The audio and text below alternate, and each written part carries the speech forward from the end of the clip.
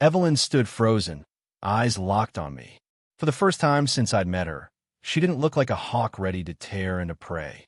She just looked stunned, almost curious. "Class dismissed," she said at last. Her tone was calm, but her gaze stayed on me a second longer than on anyone else. Chairs scraped back, quills snapped shut, and the room filled with chatter. A few people kept glancing my way, whispering about my answer. I got up, slung my bag over my shoulder, and walked out. My head wasn't on the lesson. The corridors were packed with students moving in clusters of 2s and 3s, all talking about one thing: the freshers' ball. Who was inviting who? Which noble house would show off which heirloom? Tailors, dresses, suits, rumors. It was everywhere, like a plague made of silk and gossip. I walked slower than usual, not because I was tired, because my thoughts were getting heavier. The freshers' ball, a night of chandeliers and fake smiles, of nobles strutting like peacocks. And under all that glitter, the night demons infiltrate the academy and the marble floor gets soaked in blood. I remembered the original story in painful detail. Who died? Who was maimed? The gate that opened where it shouldn't, and the thing that stepped through. My stomach knotted. I have to change it. I can't just watch that many cadets die. I can't just follow the script. But before I get to the demon problem, I sighed under my breath. I need a partner. That was the cruelest part. You couldn't show up to the ball alone. Technically you could, but socially? You might as well tattoo pathetic on your forehead. Most of the formal dances, etiquette duels, and introduction rounds were designed around pairs. And so far, not a single person had asked me. Rank 1. Aura, revelation. Sparring rumors. All of that just seemed to make me look more unapproachable. Or weird, if we're being honest. Even Leon's best offer had been, if you don't find anyone, we could both just go solo, which was just two losers being solo together. I rubbed my temples. Demons on one side, ballroom etiquette on the other. Fantastic. The training hall doors loomed ahead, heavy and lined with silver trim. I pushed one open, expecting quiet floors and empty weapon racks. Instead, the earth itself growled. Runes along the walls blazed to life, flooding the hall in golden light. The stone under my feet shuddered as the whole room began to shift. Pillars sliding aside, walls stretching back, the floor splitting into concentric rings and rearranging itself. In seconds, the hall had transformed into a huge circular arena. The air thrummed with mana. He really wasn't kidding, I muttered. A rough laugh rolled out of the shadows. Monstrous, was it? I'll take that as praise. Alastair Greythorn stepped into view on the far side. Broad-shouldered, wrapped in scars, his sword resting casually across his back. Even sheathed, it leaked pressure like a storm barely contained. "You came," he said. It wasn't a question. "Pretty sure not coming would have been suicide," I replied. He barked a laugh. "Good. Draw your sword." I didn't argue.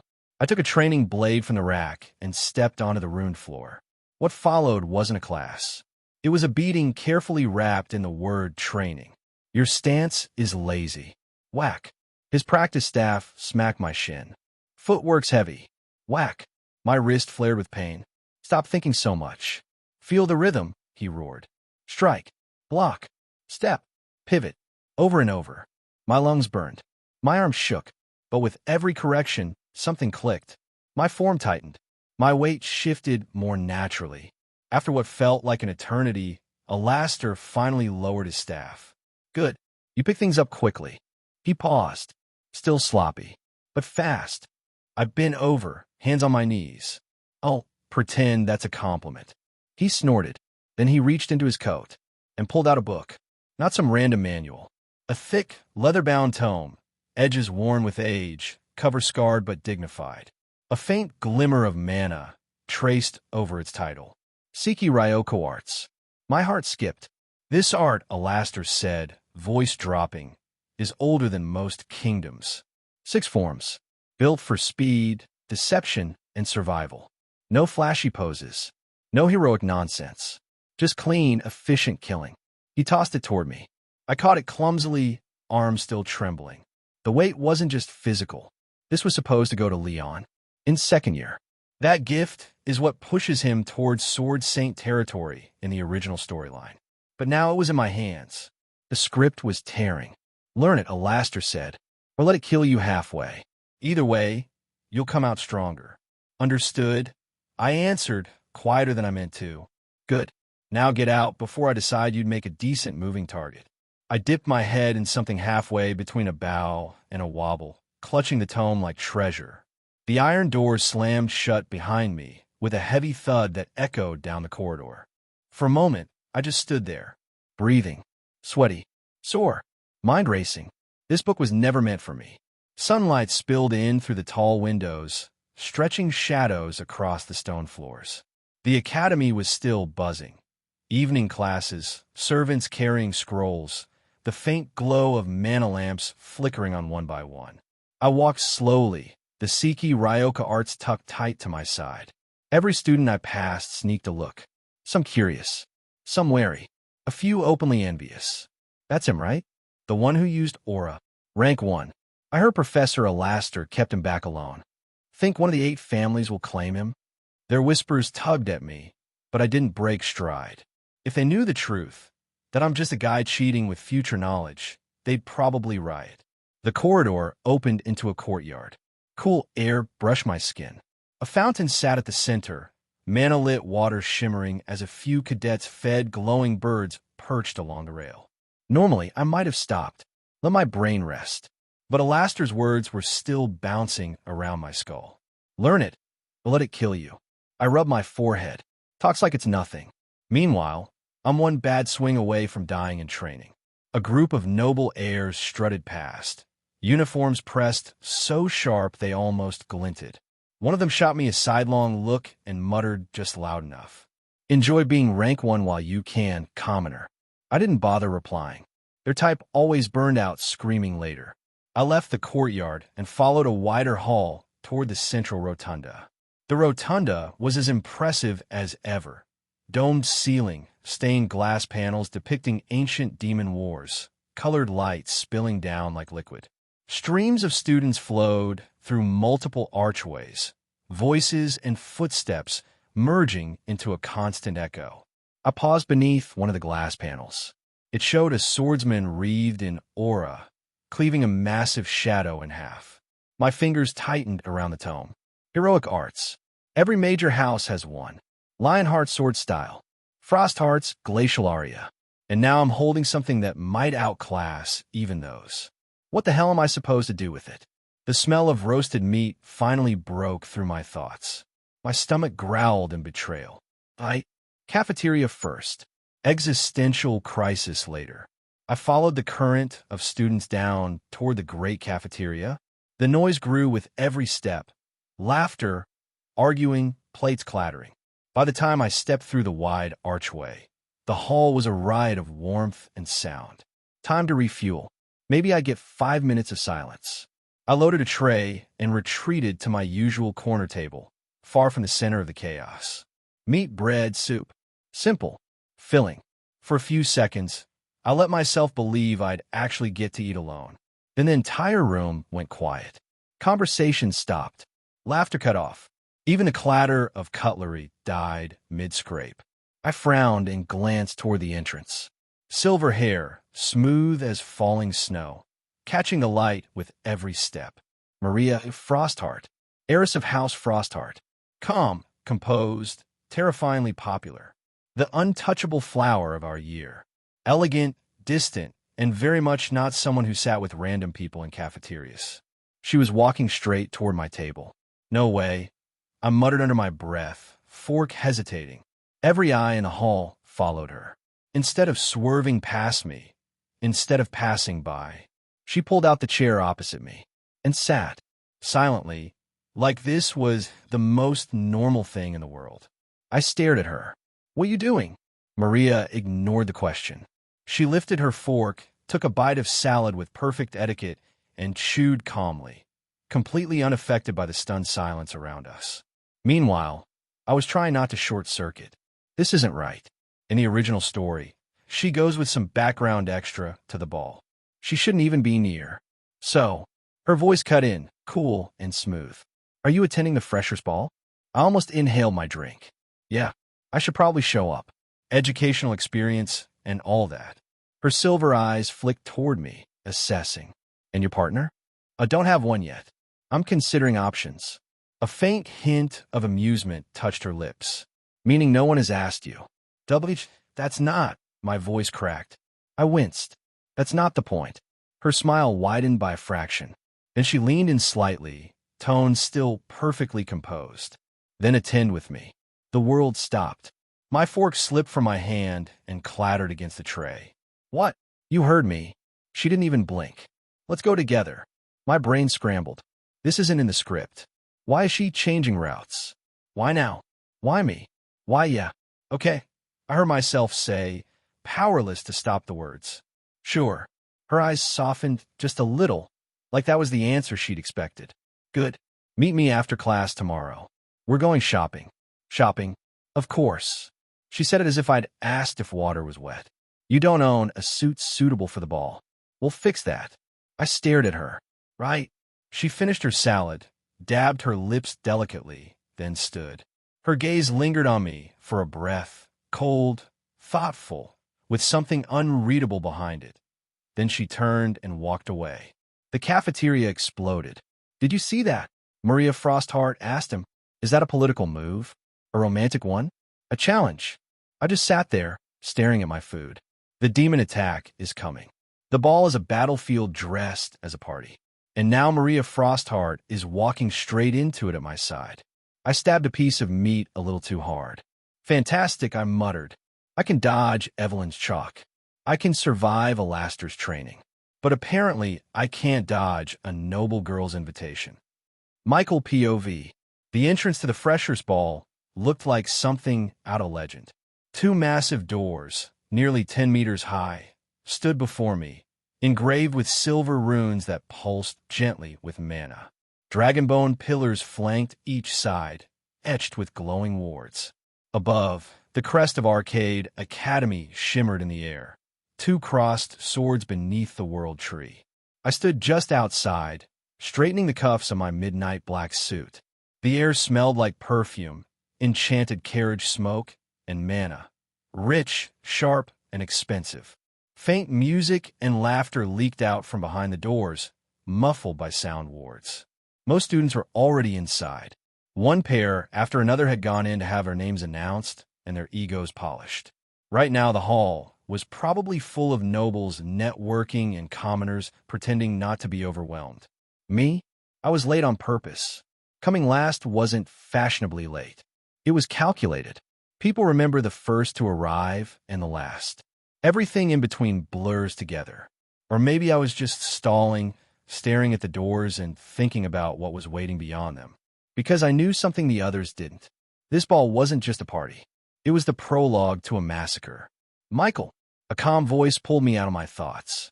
I turned. Maria Frosthart walked toward me. Even under the enchanted starry sky above the courtyard, she looked unreal. Her dress was a flowing icy blue gown threaded with silver, the fabric catching the light like frozen water.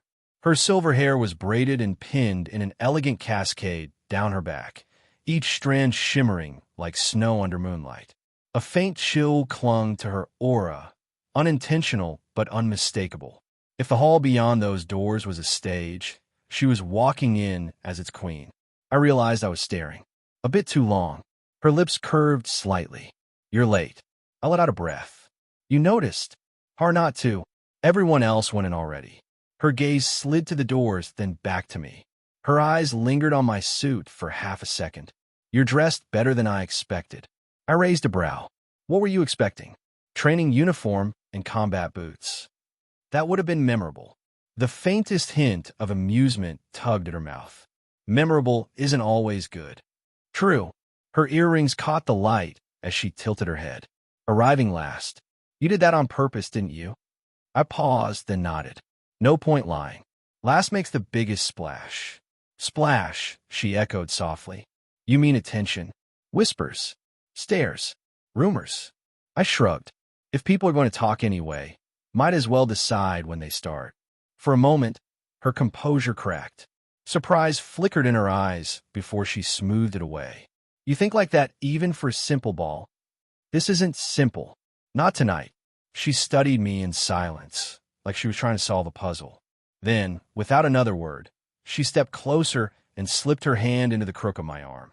The movement was smooth, practiced, like she'd done it 100 times with 100 nobles. Then, she said quietly, "Walk in with me." I blinked. Just like that. You said attention can be useful. Her lashes lowered slightly. You'll need a partner who doesn't weaken that effect. Don't you agree? She wasn't wrong. I took a slow breath, feeling the weight of the moment settle. All right. Her faint smile deepened just a little. Good. We turned together to face the towering doors. Music and laughter pressed faintly against the wards. The runes along the doors flared, reacting to our presence. The hinges groaned as the silver doors began to swing inward. Warm light poured out like a wave. With Maria Frosthar on my arm, I stepped into the storm. The Supreme Ballroom opened up before us in a rush of light and sound. Chandeliers of enchanted crystal hung from the high ceiling, scattering rainbow reflections across polished marble engraved with glowing runes. The walls were alive with moving murals, scenes from Arcadia's history playing out in shifting enchantments.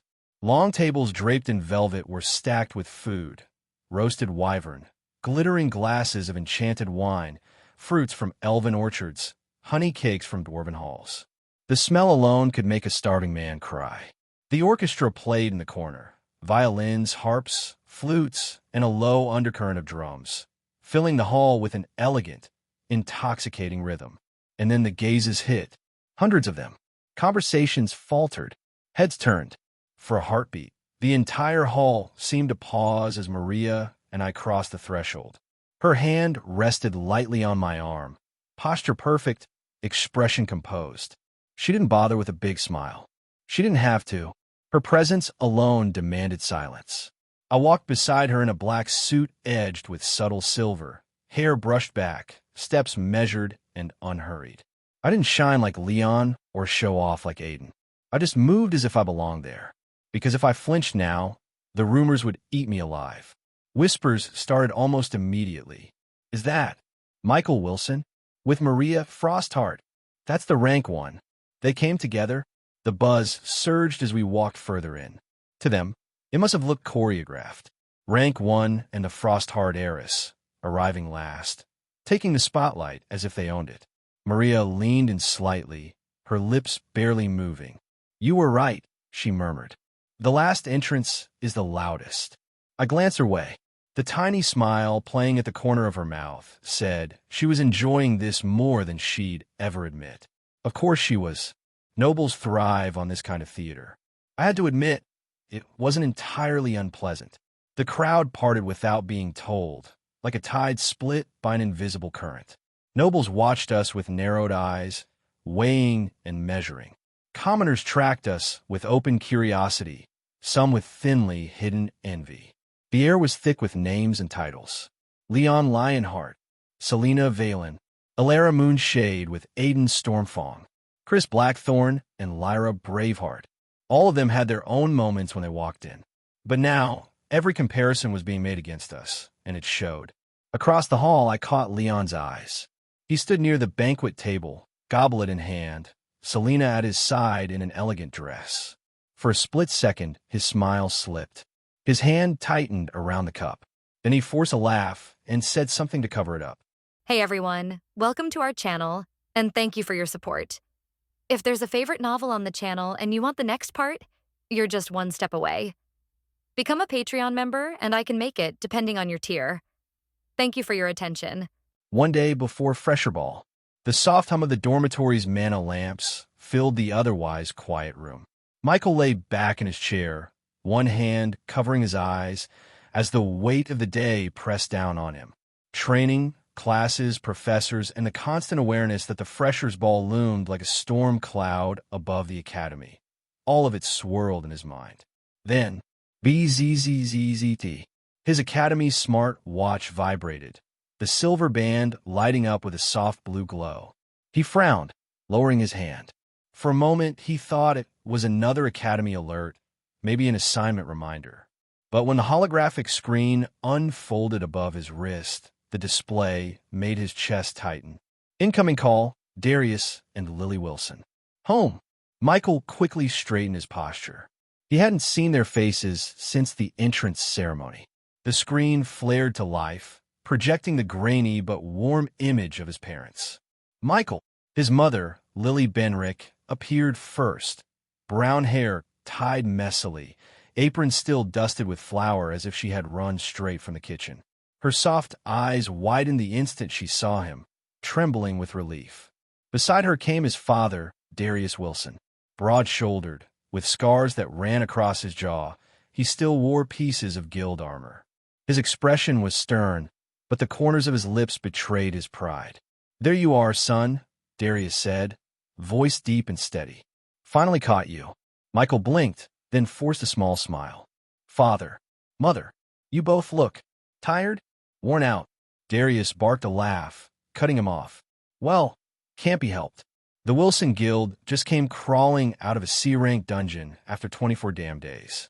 Almost forgot how sunlight felt." Lily lightly elbowed her husband. "Don't scare him with those stories right away." She turned back to Michael, her tone gentler. "We want to call earlier, but the expedition cut off our link. You must have thought we forgot about your results." Michael shook his head quickly. "No, I knew you were busy." There was a pause. His mother's smile faltered, as if she was afraid of the answer she might hear. "Michael, tell us honestly, did you make it? Into the academy?" Her voice trembled. His father's gaze hardened, though Michael could see the worry beneath. Before he could answer, Darius added, "Son, listen. If you didn't, it doesn't matter. You've got Willson blood in you. You could come back home tomorrow, join the guild, and carve your own path. Rank or no rank, we'd stand with you." Lily nodded firmly. "Your worth isn't decided by one exam. You're our youngest. You've always been our Michael." Michael stared at their faces on the screen. His throat tightened. For a moment, he considered keeping it simple, brushing it aside. But then he smiled faintly. "I got in." Both parents blinked. His father's brows furrowed. "You got in?" Michael exhaled slowly, then continued, voice steady. "Not just in. I ranked first place. Among all the first-year students." Silence. The mana lamp hummed. His father's eyes went wide. Then, like a dam breaking, Darius roared with laughter, his usual iron composure shattered. "Ha ha ha ha ha. That's my boy." His heavy hand slammed the table on his end, rattling the screen. Rank 1, the youngest Willson, stealing the spotlight from every pompous noble brat. "Lily, did you hear him?" Lily had already covered her mouth with both hands, tears spilling down her cheeks. I knew it. I always knew you'd surprise us." "Michael." Her voice cracked. Michael looked away, the warmth in his chest almost suffocating. He hadn't realized how much he missed them until now. His father wiped at his eye with the back of his hand, trying to cover the slip. Then he grinned slyly. "Huh, your brothers are going to hate this. They bragged about their placements for years. Now you've crushed all of them without even lifting a finger. I almost feel sorry for them." Michael let out a weak chuckle. "Don't tease them too much. They'll hold a grudge." "Good," Darius boomed. "That'll light a fire under their asses." The three of them laughed together, the moment so normal and warm it hurt. But when the laughter faded, Michael's mother leaned closer, her expression soft again. "Michael, just promise me you'll eat properly, all right? You always skip meals when you're busy. And don't push yourself too hard." "I'll be careful, Mom." Darius's tone shifted, firm but not unkind. "Son, you've stepped into a world that'll test you harder than any dungeon. Remember this, strength without heart is nothing. Don't lose yourself chasing power." Michael held his gaze. "Understand." But inside, doubt gnawed at him, because he knew what was coming, the demons, the ball, the blood. His parents couldn't imagine the shadows waiting at the academy. The call ended, the hologram flickering out. The room was quiet again. Michael sat still for a long moment, hand resting on the darkened watch. Then, almost in a whisper, he said, "I'll make you proud, no matter what." The morning sun spilled through the tall, arched windows of Lecture Hall 5. Rows of students filled the tiered seats, quills scratching against enchanted parchment. The faint smell of ink and old paper mingled with the crisp scent of mana crystals embedded in the lamps. Michael leaned back in his chair, arms crossed, half listening as chatter buzzed around him. Leon was furiously flipping through notes beside him. Selena sat upright with an elegant calm, and Alara gazed toward the window, her silver-green eyes distant, as though she longed for forests far away. The door slammed open. "Good morning, children of arrogance and daydreaming." The voice boomed like thunder. Enter Professor Dorian Ford, an elderly man draped in scholarly robes, his long gray beard tied neatly with a golden clasp. But what drew attention wasn't the beard. It was the 5 heavy tomes floating obediently behind him, carried by invisible mana threads. Settle down, he barked, hobbling forward with surprising energy. "You're in the most important class of your young lives' history and culture. Fail here, and you might as well crawl into a ditch when dealing with foreign royalty." A few students laughed nervously. One poor boy in the front row whispered, Is he serious?" Only to receive a withering glare that nearly knocked him back into his seat. "Now!" Professor Ford clapped his hands, and the tomes snapped open in midair, pages flipping wildly. Golden letters wrote themselves across the blackboard. "The world beyond your window." "Let us begin with kingdoms," Ford declared, voice shifting into lecture mode. "Humans, you know your fragmented realms well enough. Squabbling nobles, bickering kings, councils of fools. And yet, you dominate through sheer numbers and adaptability." Several noble-born students bristled, while commoners snickered. Next, the Moonshade Dominion, the elves. Graceful, ageless, and insufferably smug. "Alara, stop pretending you don't hear me." Alara straightened, cheeks faintly pink, as chuckles rippled through the hall. Ford continued, eyes gleaming. "Elves draw life from nature itself.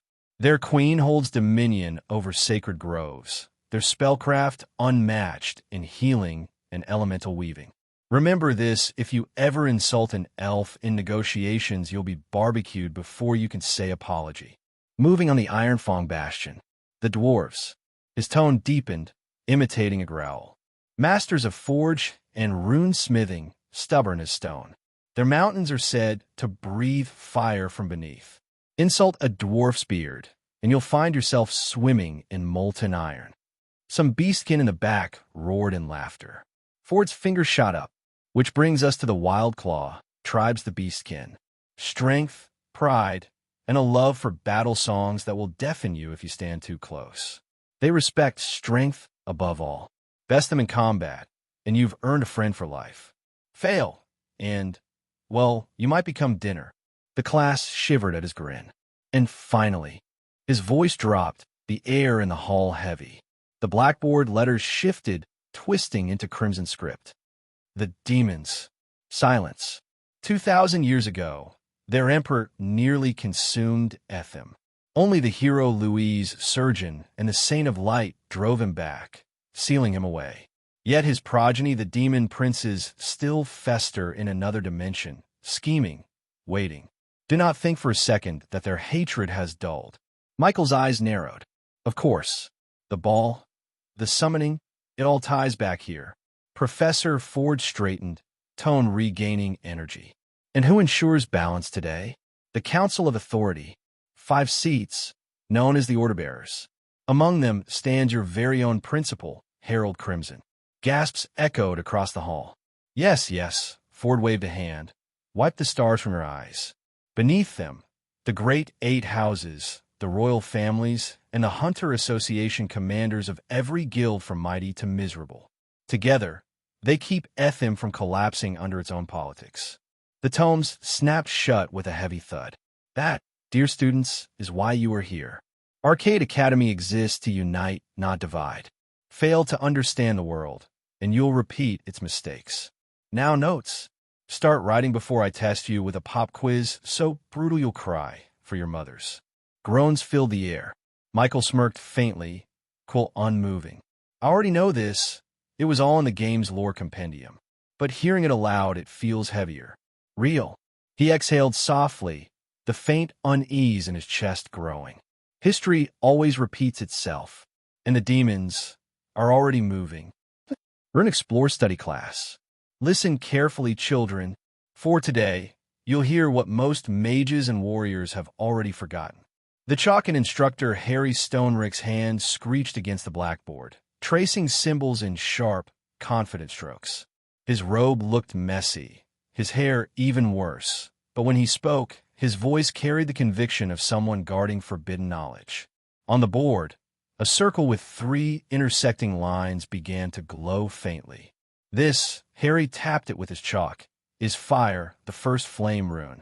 To modern spellcasters, fire is just fire. Throw a fireball, burn a target, move on. But the ancient rune carvers? They inscribed fire into weapons, walls, even the ground beneath battlefields. One symbol, properly sequenced, could burn for a century without a single drop of mana from its caster. He underlined the rune and quickly drew another, a curved S-shaped mark encased in a square. This is Sile, a sealing rune. Alone, it does nothing. But combine it with fire? You don't just burn your enemy. You trap the flames around them, forcing the fire to feed itself. And if you inscribe Sile with a water rune, you create barriers strong enough to hold back rivers or flooding tunnels. Do you understand? Most of the class blinked blankly. Harry smacked the chalk against the board. Of course you don't, because no one teaches this anymore. His eyes burned with frustration as he drew again, this time a triangle surrounded by 3 small dots. This one is Vorin, a rune of absorption. Alone, it leeches ambient mana. But in a sequence, Vorin allows you to draw directly from nature. Wind, rain, sunlight, even the heartbeat of the earth itself. With Vorin, ancient rune casters powered entire fortresses without ever tiring themselves. Michael leaned slightly forward. Draw mana directly from the world itself? Then a well-placed sequence could run endlessly. Harry turned, pointing the chalk like a sword at the class. Do you know why the necromancers and liches of old feared rune users? Because Sile and Vorin together could cut their tether to stolen mana. No reanimation, no endless armies of the dead. A single barrier inscribed with the proper runic cycle turned their greatest weapon into useless corpses. Gasps rippled through the small class. People use today mana crystals, circuits, lazy enchantments. Bah! He slapped the board with the palm of his hand. Technology may be convenient, but it is hollow. Strip away their gadgets, their refined mana stones, and they are nothing. While true rune sequences endure. He sketched rapidly now. A spiral with jagged edges, detection, traps, wards. A mirrored crescent, barriers, both physical and spiritual. A cross split diagonally banishing rune. Effective against corrupted beasts, specters, and yes, demons. Each symbol pulsed faintly as he explained, proof that even simple chalk could channel mana when the strokes were precise. The ancients wove these into massive sequences. Harry continued, his voice softer now, reverent. A line of runes carved across a canyon could summon storms. A circle buried beneath a city could keep it hidden for centuries. Dungeons themselves are nothing but self-sustaining rune networks left behind by, who knows? Michael's gaze sharpened. Dungeons and demons. Their summoning rituals also rely on rune circles. Harry spun back to the students, eyes wild. And yet this class is nearly empty. Rune exploration is dismissed as useless trivia. But when the day comes, and it will come when creatures rise that laugh at your spells and smash your swords, remember this. Runes never fail. They only wait for those who still believe in their language. The room went quiet. For the first time, the eccentric instructor's words carried undeniable weight. Michael exhaled slowly, a cold realization settling in his chest. He's right. If demons break into this world, rune knowledge might be the only counter. This forgotten magic could decide life or death. Harry suddenly clapped his hands together, breaking the heavy silence. Now, then, who wants to volunteer to draw their first rune? No? Ah, then our rank 1 champion will do. Every head turned toward Michael. He blinked once, then stood calmly. Fine. Harry's grin stretched ear to ear. Excellent. Behold, my disciples. History will remember this day, when rune exploration found its savior. Michael ignored the theatrics, his eyes fixed on the glowing parchment placed before him. A small part of him felt annoyed, but another part couldn't shake the thought. This really might save me, and everyone else. Michael's hand moved with practiced calm, tracing each line with precision. The chalk glowed faintly blue against the rune parchment, forming a perfect Sile rune. The glow stabilized. No flicker, no distortion. The classroom went silent. He really did it. One of the students whispered. Another added. Even Professor Harry usually messes up the first stroke. The rune pulsed once, then settled into a steady, low hum. The air itself felt heavier, as though the symbol commanded it. Harry froze for 2 full seconds. His eyes bulged. Then, he did it. He leapt so violently his chair toppled over. Do you brats understand what this means? My class finally has a genius. The poor chalk snapped in his hand as he spun toward Michael, arms wide, as if welcoming a long-lost son. Michael Willson, from this day forward, you are the torchbearer of ancient glory, the chosen rune child, my magnum opus, my prodigy. Michael, still holding the chalk, replied flatly, I've just copied what you drew. Harry staggered back as if stabbed, clutching his chest. Copied, he says. Copied. That was flawless rune etching. Do you think ancient rune masters called their divine inscriptions copying? Michael stared at him in silence. Yes. The class burst into muffled laughter. Harry ignored them, rushing to the board. He erased the glowing rune and thrust a new parchment into Michael's hands. Quickly, do Vorin. No better, try a full 3-symbol cycle, Vorin seal fire. Michael sighed, glancing at the clock. Class is already over. The enchanted bell rang at that exact moment. Ding-dong. Students immediately stood, gathering their things. Harry whipped around, horrified. Wait, you cowards.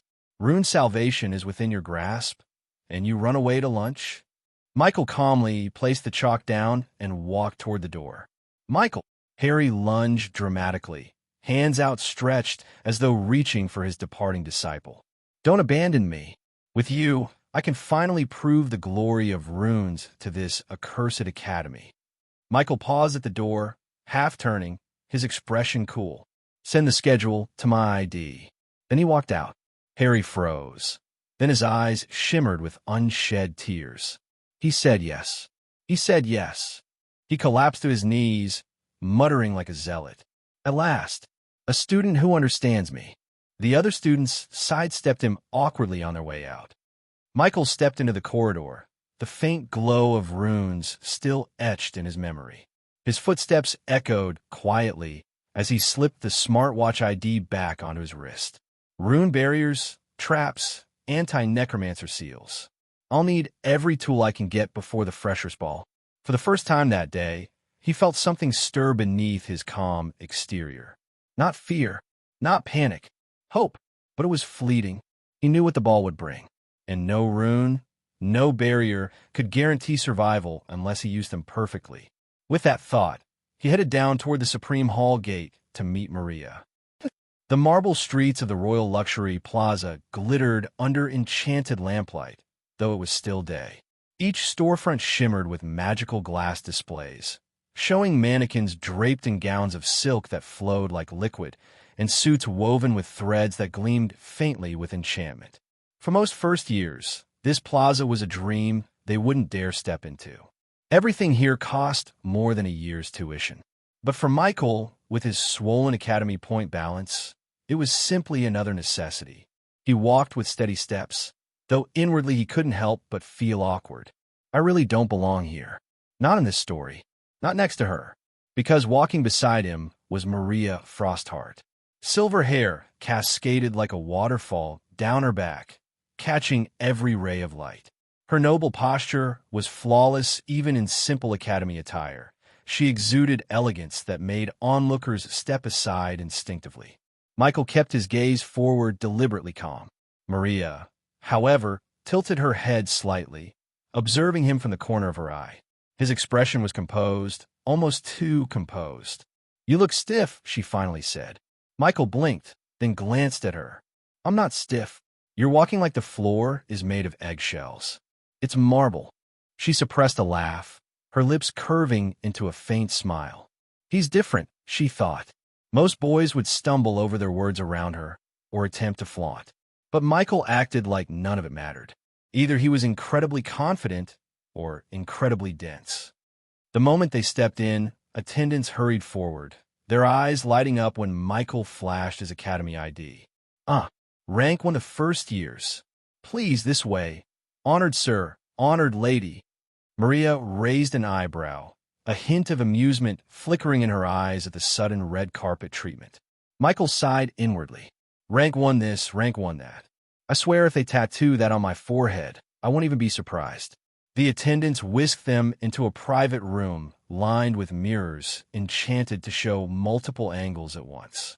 Racks of suits and gowns slid into place as if summoned by magic. "Shall we begin with something formal, sir?" one attendant asked eagerly. Michael nodded reluctantly. The first suit was too tight, hugging his arms until he could barely lift them. "You look like a knight who lost a battle with his armor," Maria remarked dryly. Michael scowled. "Not my fault they stitched this for a scarecrow." The next was the opposite, ridiculously flashy, embroidered with golden dragons coiling across the chest. Maria actually covered her mouth, shoulders trembling as she tried not to laugh. "What? Is this supposed to be intimidating or festive?" Michael muttered, glaring at his reflection. "I look like a firework that got rejected by a parade." "You'd certainly be," noticed, Maria managed, smirking. "Exactly what I don't want." Then came the worst, a silken suit with feathered cuffs. Michael stepped out slowly, deadpan. "Kill me." Maria broke. A soft, melodic laugh spilled from her lips, filling the room like chimes in the wind. Even the attendants blinked in surprise. No one had seen the ice-cold Frostheart laughing so openly. Michael froze, staring for a moment. He hadn't expected her to look so alive when she laughed. He quickly turned away, scratching his cheek. "Glad I could be your comedy act." Maria shook her head, still smiling faintly. "You're surprisingly tolerable, Willson." The attendants, sensing an opportunity, brought gowns for Maria. Michael sat back, arms crossed, determined not to react. But when she stepped out in a silver blue gown, flowing like moonlight over water, his composure nearly cracked. The dress shimmered subtly with enchantments that mirrored her natural elegance. "Well?" Maria asked, tilting her head slightly. Michael forced himself to keep a straight face. "It suits you. Just suits me. What else am I supposed to say?" Her lips curved into a sly smile. "Most would say stunning or goddess-like. But you just suits you." Michael coughed, looking away. "I'm not most." Her smirk widened. "Interesting. Very interesting." As the attendants compared colors, Maria suddenly asked casually, "So, do you have anyone else in mind to attend the ball with?" Michael stiffened slightly. He fumbled with a tie in his hands, nearly dropping it. "Not really." Maria's eyes gleamed. "Really? No one? I've been busy." She leaned slightly closer, her voice soft but teasing. "So nobody asked you then?" Michael froze, ears heating. "That's not entirely true." Her smirk returned, graceful as ever. "MHM." Inside, she was amused. So the great rank one isn't invincible after all. He's human. Awkward. Refreshingly so. In the end, they settled on a sleek, dark obsidian suit for Michael, minimalist but sharp, with faint silver accents that subtly matched Maria's silver blue gown. As Michael handed over his smartwatch ID, the holographic balance projection shimmered. Current balance, 978,201 Academy points. The attendants gasped audibly. One nearly dropped the receipt. Maria, however, only raised a brow. "So, he really is swimming in resources. Rank 1 aura mastery, and now this. Just where are you hiding, Michael Willson?" They stepped out of the boutique side by side, their chosen outfits neatly packaged in enchanted cases. The marble avenue reflected the warm glow of enchanted lamps as evening settled. Maria glanced sideways, her expression calm, but her eyes carrying something sharper. "The ball will be Interesting, she said softly, almost to herself. Michael gave a non-committal hum, but inside his thoughts churned. Interesting? No, it'll be deadly, and I'll have to make sure you survive it. Maria, Frostheart. The two walked on, the crowd parting naturally around them, two figures who looked as though fate had already marked them. The training hall was nearly empty when I arrived. Only the faint hum of mana crystals embedded in the walls filled the silence, glowing faint blue to light the polished wooden floor. Outside, the sun was sinking past the horizon, casting streaks of orange through the high glass panes. The academy grounds were slowly falling into evening, but here the hall was a world of its own. I drew my practice sword, letting the metal glint against the light. My muscles still carried the ache of today's mana classes and rune study, but my mind refused to rest. The ball was tomorrow, and with it, the scenario. I exhaled slowly, gripping the hilt tighter. Form 1. Swift step, I whispered. The first stance of Seiki Ryoko arts was about acceleration, compressing energy into your legs and exploding forward in a burst. My foot slid against the floor with a sharp snap, body flickering a meter ahead. The afterimage trailed faintly with aura, unstable but visible. Again, snap, another meter. Again, snap. My vision blurred with each movement, momentum building. Seiki Ryoko Art's gift from Alastair Greythorn was not an ordinary style. Its 6 forms were designed not for long drawn-out battles, but for domination through speed, for cutting faster than the enemy could breathe. Even in its first form, the arts demanded precision. A mistake would tear muscle or shred tendons. I halted after the 5th dash, panting lightly. Sweat clung to my forehead, rolling down the bridge of my nose. My aura flickered, unstable but still there. If anyone saw this, they'd gape. Aura at my rank, it was something I couldn't let spread too far. But tomorrow, keeping secrets might no longer be possible. I spun the sword lightly, shifting to the second form twin veil cut, my body curve in an arc, blade sweeping diagonally. The air itself split with a faint hiss. My stance flowed into the next slash, then the next, a dance of crescents across the empty hall. Shing, shing, shing. Each cut bled aura into the air. The training dummy in front of me, reinforced with mana cloth, now bore faint cuts across its surface. The smell of singed fabric drifted up. Not bad, I muttered, lowering the blade. Still rough, but progress. I sheathed the sword and let my body drop onto the bench at the side of the hall. My heartbeat pounded through my ears, but it wasn't just from exertion. It was from a knowledge that tomorrow night, demons would walk this academy's halls. In the game, the Freshers' Ball Massacre event was one of the earliest hurdles. In the storyline, dozens of students died. Only 10 survived. Maria Frostheart barely clung to life, saved by the protagonist at the cost of his own arm. Leon's group survived through plot armor. But this wasn't the game anymore. It was my reality, and I had no intention of letting history repeat itself. By the time I left the training hall, night had fallen. The path lights of the academy glowed softly, guiding me down the marble walkway toward the cafeteria. The air smelled faintly of rain. The gardens must have been watered earlier. Student chatter drifted from the cafeteria ahead, lively and warm. The cafeteria was its usual evening chaos, laughter bouncing across walls, trays clattering, the air thick with roasted meat and spiced bread.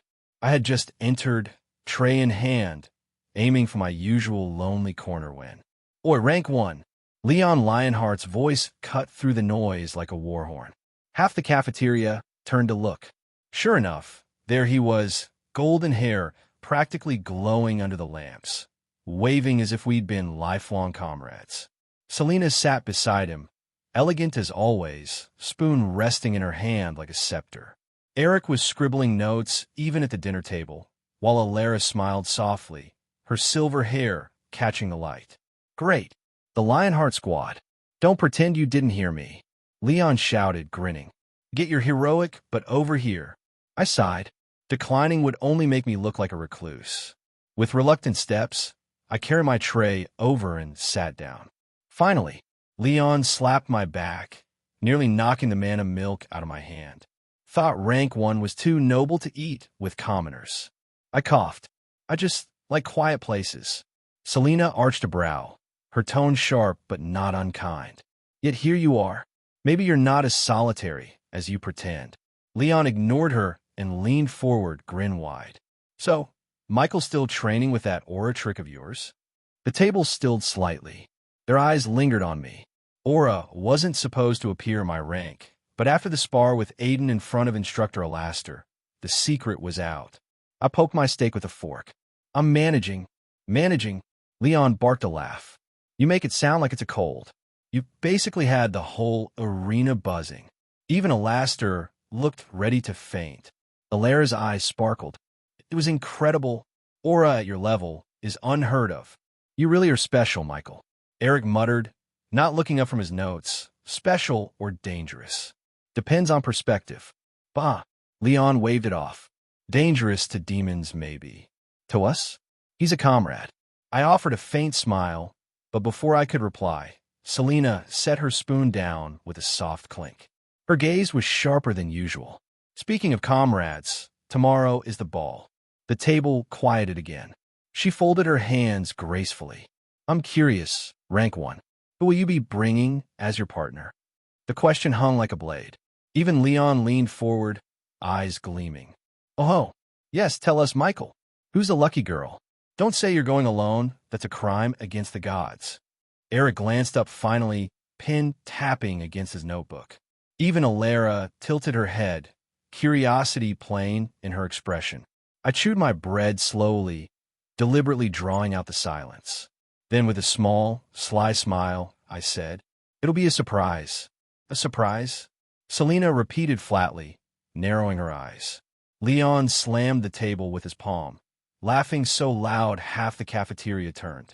Huh, I like it. Rank 1's got some mystery in him after all. Alara covered her lips, giggling softly. How exciting. Now I really want to know.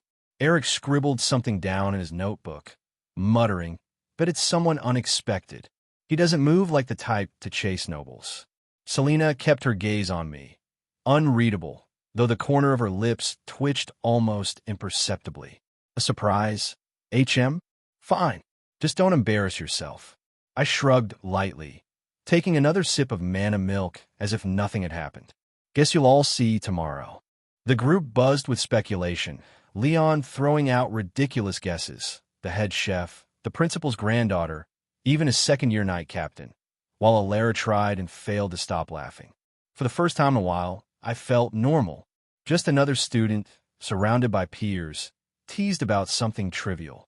But beneath that small warmth, I couldn't forget the truth.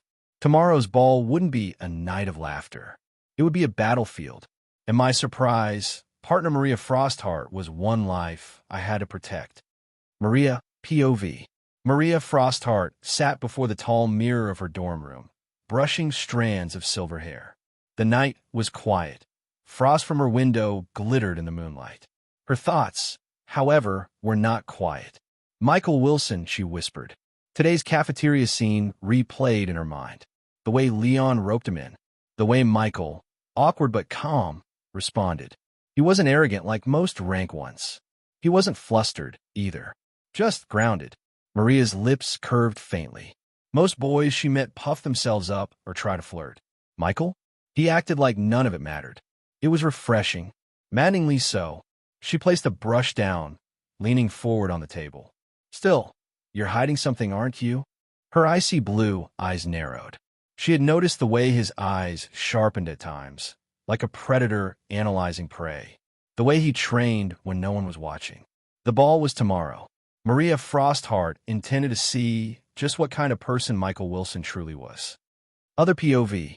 Deep beneath the Academy's west wing, in a chamber long forgotten, Drisu Vingrad traced his fingers along a cracked rune circle. The air was damp. Shadows coiled unnaturally around his form, his once handsome features now marred by black markings crawling across his skin. His eyes glowed a sickly red, veins pulsing with demonic corruption. He laughed softly, bitterly. They cast me out, branded me mad for my research, kicked me like trash. His laughter sharpened, echoing against the stone walls. But I have been chosen by a far greater power than this pathetic academy. In his hand gleamed a shard-like artifact, black crystal pulsating with malevolent energy. The Demon Lord's gift. With it, he had power to summon, to bind, to destroy. He placed it into the circle. Mana flared violently, the runes igniting crimson. Whoosh! The barrier rose, invisible yet vast, enveloping the grand hall where the Freshers' Ball would take place tomorrow. SSS level. Impenetrable. No instructor would interfere. Dirisu's lips curled into a jagged smile. Tomorrow, their prodigies will drown in despair.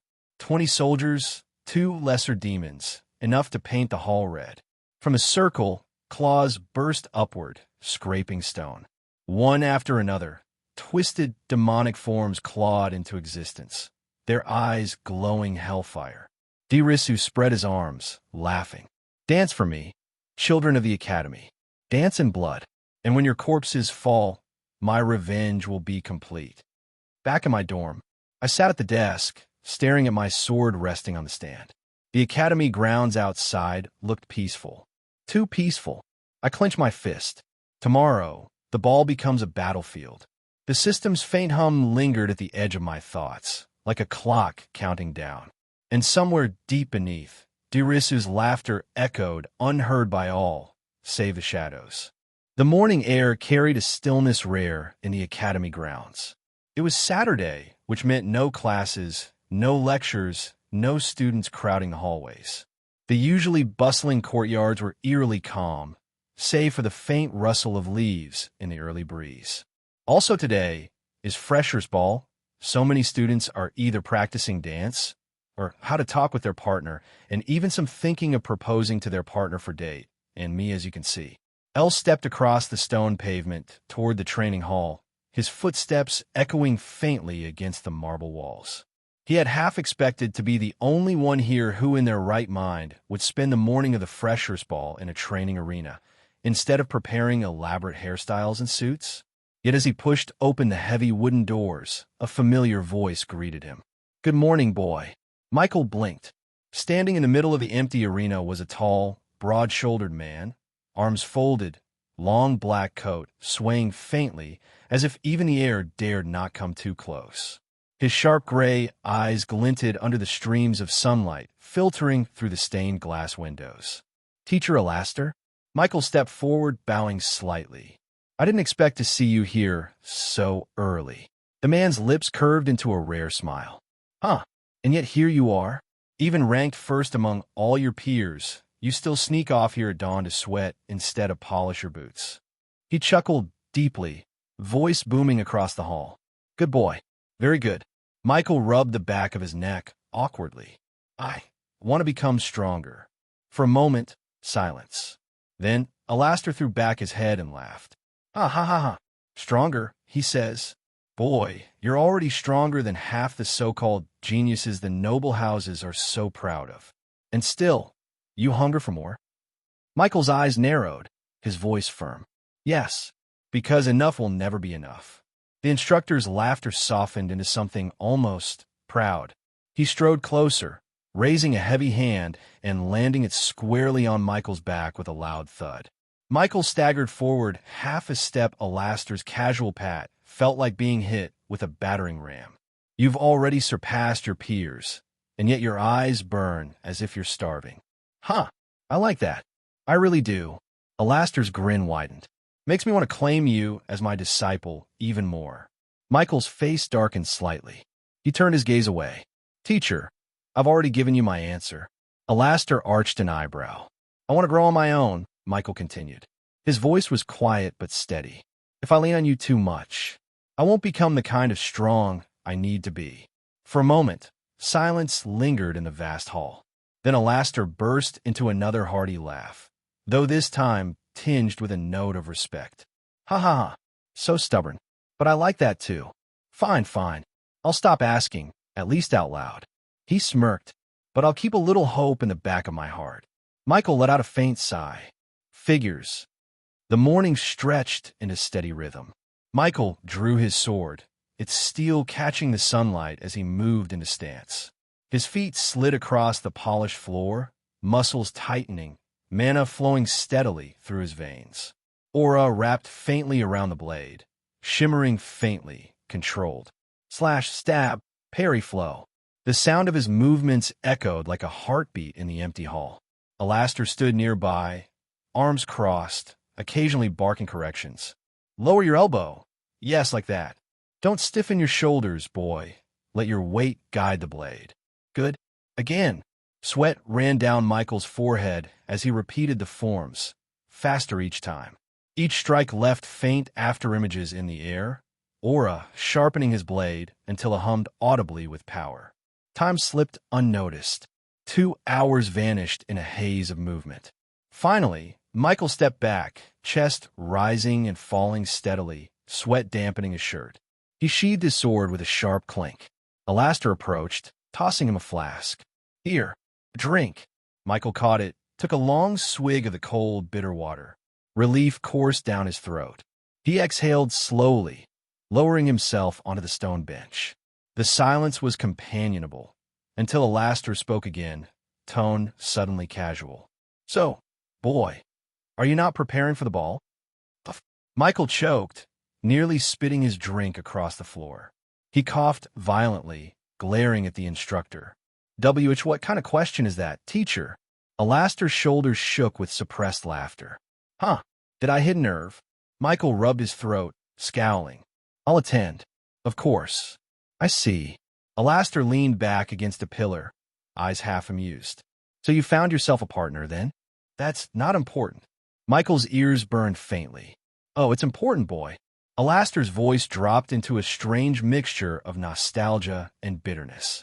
When I was your age, I didn't attend. Not because I didn't want to, but because no one wanted me there. A farmer's son, surrounded by silk-robed nobles?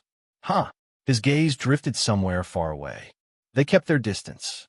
Whispers followed me in the corridors. I wasn't someone worth standing beside, so I stayed away. His jaw tightened, though his eyes softened when they returned to Michael. That's why it makes me happy to see you here. A boy from humble soil, stepping into the lion's den, and not just surviving, crushing their arrogance beneath your boots. Michael blinked, caught off guard by the raw honesty in the man's voice. Thank you, teacher. Alastair waved it off with a gruff snort. Bah, don't thank me. Just keep walking that road. Stronger, sharper, higher. That'll be thanks enough. He pushed off the pillar, standing tall once again. But before leaving, his voice shifted, tone almost offhand, yet carrying heavy weight. Oh, by the way, the principal and vice principal left last night. Council meeting in the capital. They won't return until tomorrow. Michael froze. What? Alastair gave a casual shrug. So don't let the students run wild. With no Crimson or Emberheart breathing down their necks, some brats might think it's their chance. You keep them in line if something happens. Alastair chuckled, already striding toward the doors. Don't look so grim, boy. It's just one night. Now enjoy your ball. Try not to trip on your partner's dress. The heavy doors closed behind him with a deep boom. Silence returned. Michael sat frozen on the bench, flask still in hand, though his knuckles had gone white. The words echoed in his skull. The principal and vice principal gone. Until tomorrow. A tremor ran down his spine. His mind flashed with fragments from the game. The ball? The sudden appearance of demons? He recalls the game's plot. During the ball, sudden demon appearance. 80% of students killed. Maria Frostheart and Eric William abducted. Maria possessed by demon queen soul. Eric twisted into a worshipper. Future storyline leads to Maria as demon queen's vessel, waging war on Elendoria. His unease rises. The pieces fit. But who is the demon summoner here? Where's the ritual hidden? Why were staff absent? His throat tightened. So this is it. The puzzle piece I was missing. Still am missing the big pieces of who is the summoner, an insider or outside. I let out heavy air. I can't tell Alastair about demon attack on Academy. He think I'm insane, and even he sit believe it. Next question will come was how I get this information. Damn, I can't tell lie about hearing it randomly. They use the power to find and trace it. then I will be suspected to work with demon and gain power. Suspicious will be concluded as my recent rise of power. So, I'm basically fuck up and down. Also, the attack wasn't random.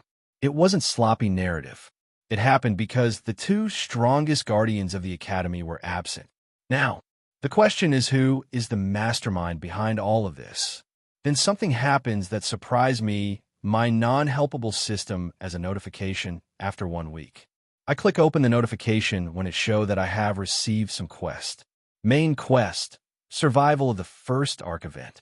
Time, 7 hours to start. Reward, 20 stats point, 1 skill update card, plus 20,000 SP.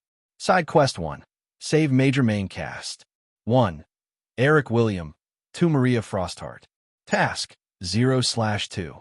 Reward, 1 X trait selection card. Side quest 2, kill the 10 demon soldiers. Task, 0/10. Reward, 10,000 SP, 5 stats. Side quest 3, killed the demon summoner. Reward, 1 X affinity select card. Finally, something worth risking. His hand clenched the flask harder. Then tonight, it will happen, just as the game wrote it. No sooner, no later. Michael exhaled slowly, gaze dropping to the polished floor where his reflection stared back at him. His face was calm, but his eyes burned faintly with resolve. Not this time. He rose, sheathing his sword, expression hardening. I'll make sure history changes. The morning light streamed through the glass above, casting long shadows across the silent hall. 5 minutes before the attack. Michael POV. I drew a faint violet shimmer haloed my vision, crawling across the marble tiles, climbing the frozen chandeliers, tracing along the veins of the summoning circle. Fractals unfolded in my eyes, countless, merciless. Every flick of mana, every rustle of silk gown, every breath drawn by terrified students became a line in an equation. The ballroom no longer looked like a ballroom. It was a battlefield, a chessboard, and every piece was already moving. The summoning circle wasn't just ink and glow. It was alive. Crimson veins pulsed across the floor, as though the marble itself had grown arteries. Mana surged, fed by something unseen, a current thicker than rivers. I narrowed my gaze. My vision tunneled deeper, piercing past the glowing runes. There, the pillars, elegant, carved marble supports, gilded with gold filigree. Decorative to the nobles, structural to the architects, but to me shimmering with thin, almost invisible veins of mana, like 4 tubes feeding poison into a dying patient. Inside each pillar embedded deep, pulsing faintly lay mana stones. Dozens arranged like a spine. They thrummed with stolen energy, siphoning from outside sources and feeding it into the circle's heart. My calculations flared across my mind like rapid-fire equations.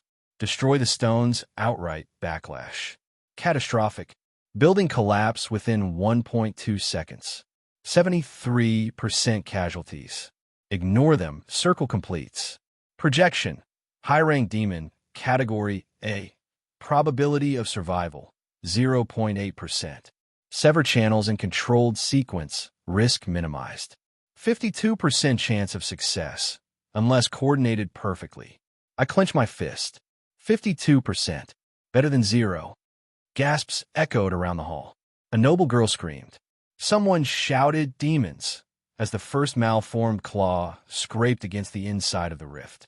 Chaos stirred like wildfire. First years stumbled into each other. Second years tried to form defensive lines, but half of them hesitated, fear freezing their hands. Third years looked grim, pulling weapons, activating aura, but their eyes betrayed that they'd never faced a ritual like this before. This wasn't training. This wasn't a duel. This was slaughter waiting to happen. I forced my mind away from the panic, anchoring myself in the cold flow of probabilities. Think. Who? Who can execute this? Maria. Ice affinity. Precision control. Disciplined to the point of cruelty. If anyone could freeze a flowing vein without cracking it, it was her. Emily. Lionheart sword arts. Famed for control. Not strength. Not flash. Control. A Lionheart blade could thread a needle mid-swing. Perfect for surgical cuts. Alice. Shadows, elastic, adaptive, suppressive. If backlash came, she could strangle it before it screamed. And Draven, arrogant bastard though he was, his lightning wasn't just destructive. It was purifying, dispersive. A perfect eraser for residual sparks. My lips parted slowly. That's it. That's the line. The circle pulsed again. Stronger. The rift widened, a low hum shaking the very chandeliers. I had seconds left before panic ruled everything. I stepped forward. The noble's chatter choked off the moment my boots echoed across the marble. Their eyes cut to me with disdain, confusion. Some sneered, others whispered. What's he doing? The commoner? Who does he think he is? I didn't care. My voice rose, sharp as a blade. Maria, Emily, Alice, Draven. The hall froze. 4 names. 4 heirs. Each one used a leading, never following. And a first-year commoner had just summoned them like pieces on a board. Maria's gaze cut to me first. Silver hair caught the glow, her icy expression unreadable, but her eyes narrowed in faint interest. Emily's hand paused on her sword hilt, fiery gown shimmering, her brows furrowing. Alice tilted her head, shadows curling faintly at her feet, her pale eyes unblinking. And Magnus Draven towering, broad-shouldered, the embodiment of noble arrogance, arched a brow, lips curving in something between mockery and curiosity. The hall's whispers rose louder. He's insane. Does he think they'll listen to him? Draven will crush him for that. I blocked it out. The probability tree spread before me, thousands of branches ending in fire, rubble, and corpses. Only one path glimmered faintly purple. Narrow, dangerous, but alive. I breathed in steady. Time to gamble. The ballroom no longer felt like Arcadia's jewel of nobility. Shadows writhed across marble tiles. The chandeliers, once brilliant, hung dead above. And in the center, where nobles had danced minutes ago, a circle of ancient crimson glyphs pulsed like a heartbeat. Thrum, thrum. Each pulse spat mana into the air, pressing down on lungs, rattling bones. And then, tunk. A horn slammed against the barrier from inside the circle. Tunk, tunk. Another. Claws, dripping with shadow, pressed harder. The crowd broke. Screams rang out. Feet scattered, goblets shattered against marble. What is that? More are coming. No, it's... The voice of a third year cracked above the panic. Demon of C rank. The word tore through the hall like a blade, and panic turned to terror. Emily POV, commanding tone. No time to hesitate. Emily Lionheart stepped forward, crimson dress whipping behind her like a battle cloak. Her voice thundered.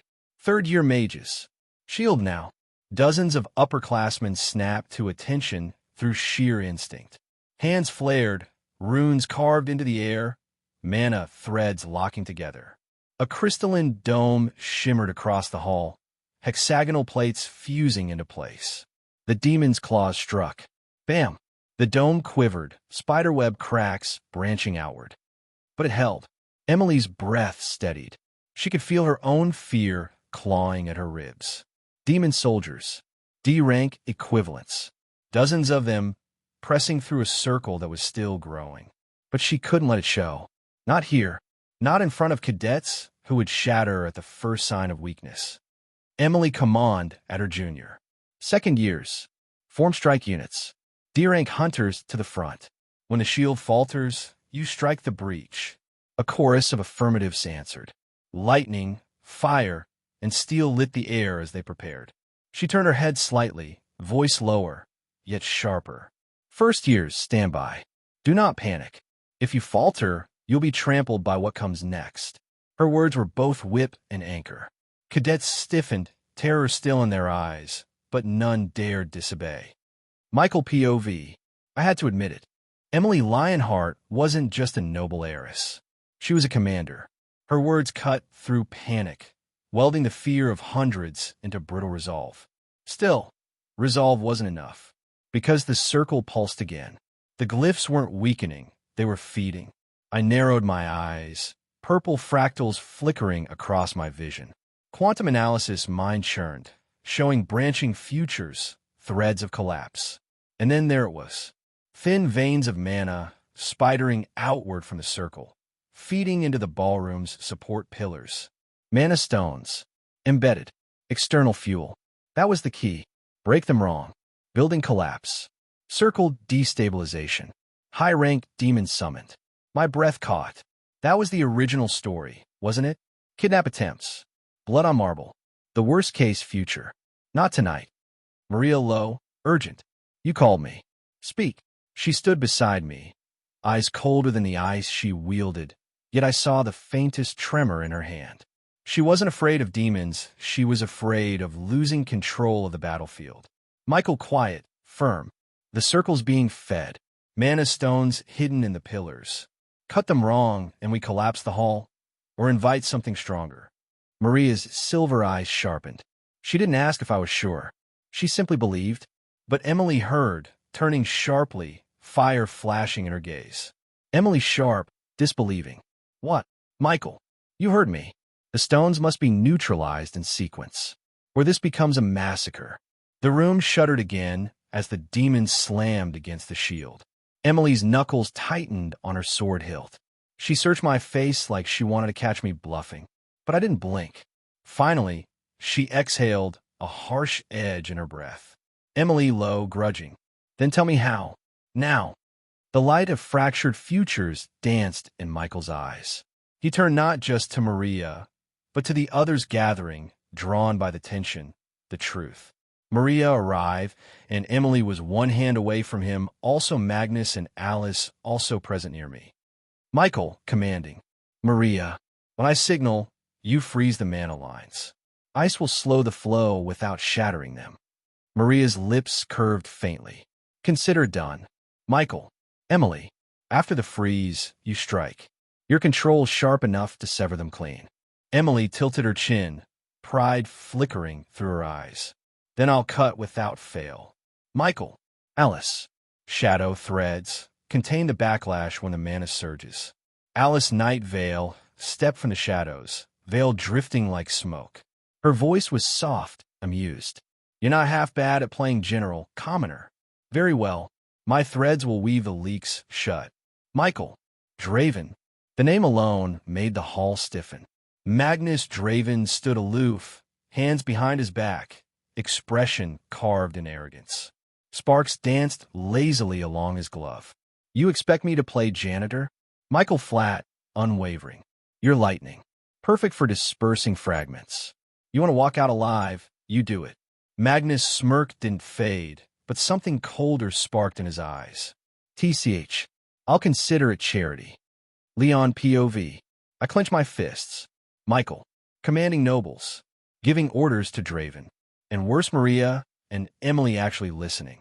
And I look at myself struggling to get grasp of the situation. Am I really not ready to face such situations? This Nobel, they had taunt me as they see me, and I don't even have confidence to face them, and yet Michael is ordering them. Beside me, I saw Selena, whose eyes are widely open seeing a commoner to that gain support from the novel like this. Selena whispered at my side. He's dangerous. I hated it, because she was right. He is far from being dangerous, but good things is that he is on humanity's side. But Michael wasn't finished. His gaze swept wider, toward his classmates, second years and third years bracing the barrier. Michael snapping out look at Alara and Chris and give them a task. Alara, Chris, you're both Earth affinity. You'll reinforce the pillars as soon as one stone is cut. Stone pillars. Keep the building standing. Alara's eyes widened faintly, but she nodded. Understood. Chris smirked faintly, rolling his shoulders. Finally, something to hit that isn't screaming at me. Michael, Leon, Aiden, you'll break any demon that slips the front. Your speed and brute force are the stopgap. Aiden grinned, fangs flashing. About damn time. Leon's jaw tightened, but he nodded stiffly. Fine. Michael, Selena, support spells, prioritizing shields on strike units. You got precision. Don't waste it. Selena smirked slyly. TCH bossy. I'll allow it. Michael, finishing. Everyone else, don't think. Don't panic. When I call, you move.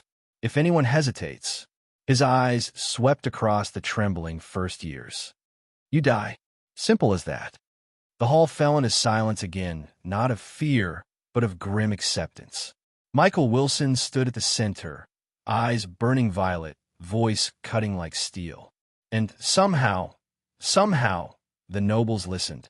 Emily Lionheart lifted her blade, voice firm. You heard him. This is no longer a ball. It's a battlefield. The shield cracked again. Demons slammed harder, snarling. The dome flickered. Maria's breath frosted in the air. Alice's shadows writhed.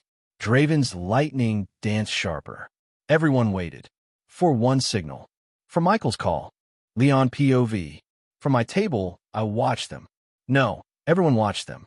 The music played on. The chandeliers glittered like scattered diamonds. Laughter rose and fell in practiced tones, but the undercurrent had shifted. Michael and Maria moved through the crowd as though the hall itself bent around them. Their steps weren't rushed, weren't hesitant.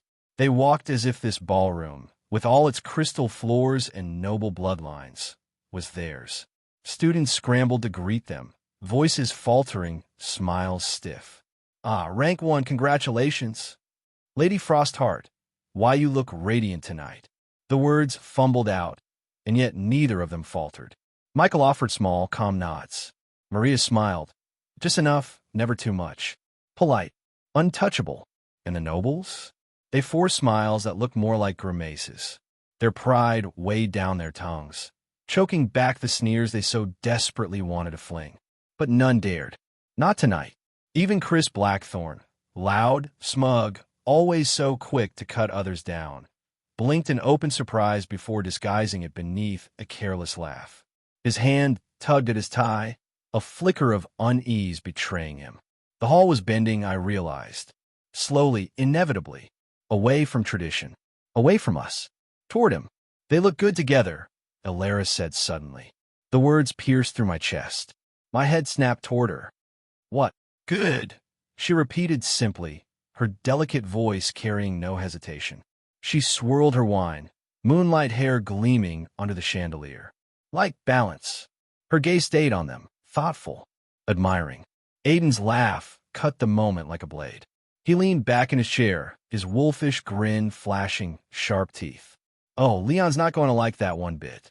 Heat coiled in my chest. My grip on the goblet tightened again, the stem groaning under the strain. Balance. Good together. Perfect pair. The words echoed, mocking me. I gripped my teeth. No matter what, no matter how he clawed his way upward, Michael Willson was still nothing more than a commoner cloaked in borrowed light. I wouldn't let myself forget that. Michael POV, the laughter, the music, the perfume of enchanted roses, it all blurred into background noise. What didn't blur was Leon's stare. Heavy, burning, like a torch pressed to my skin.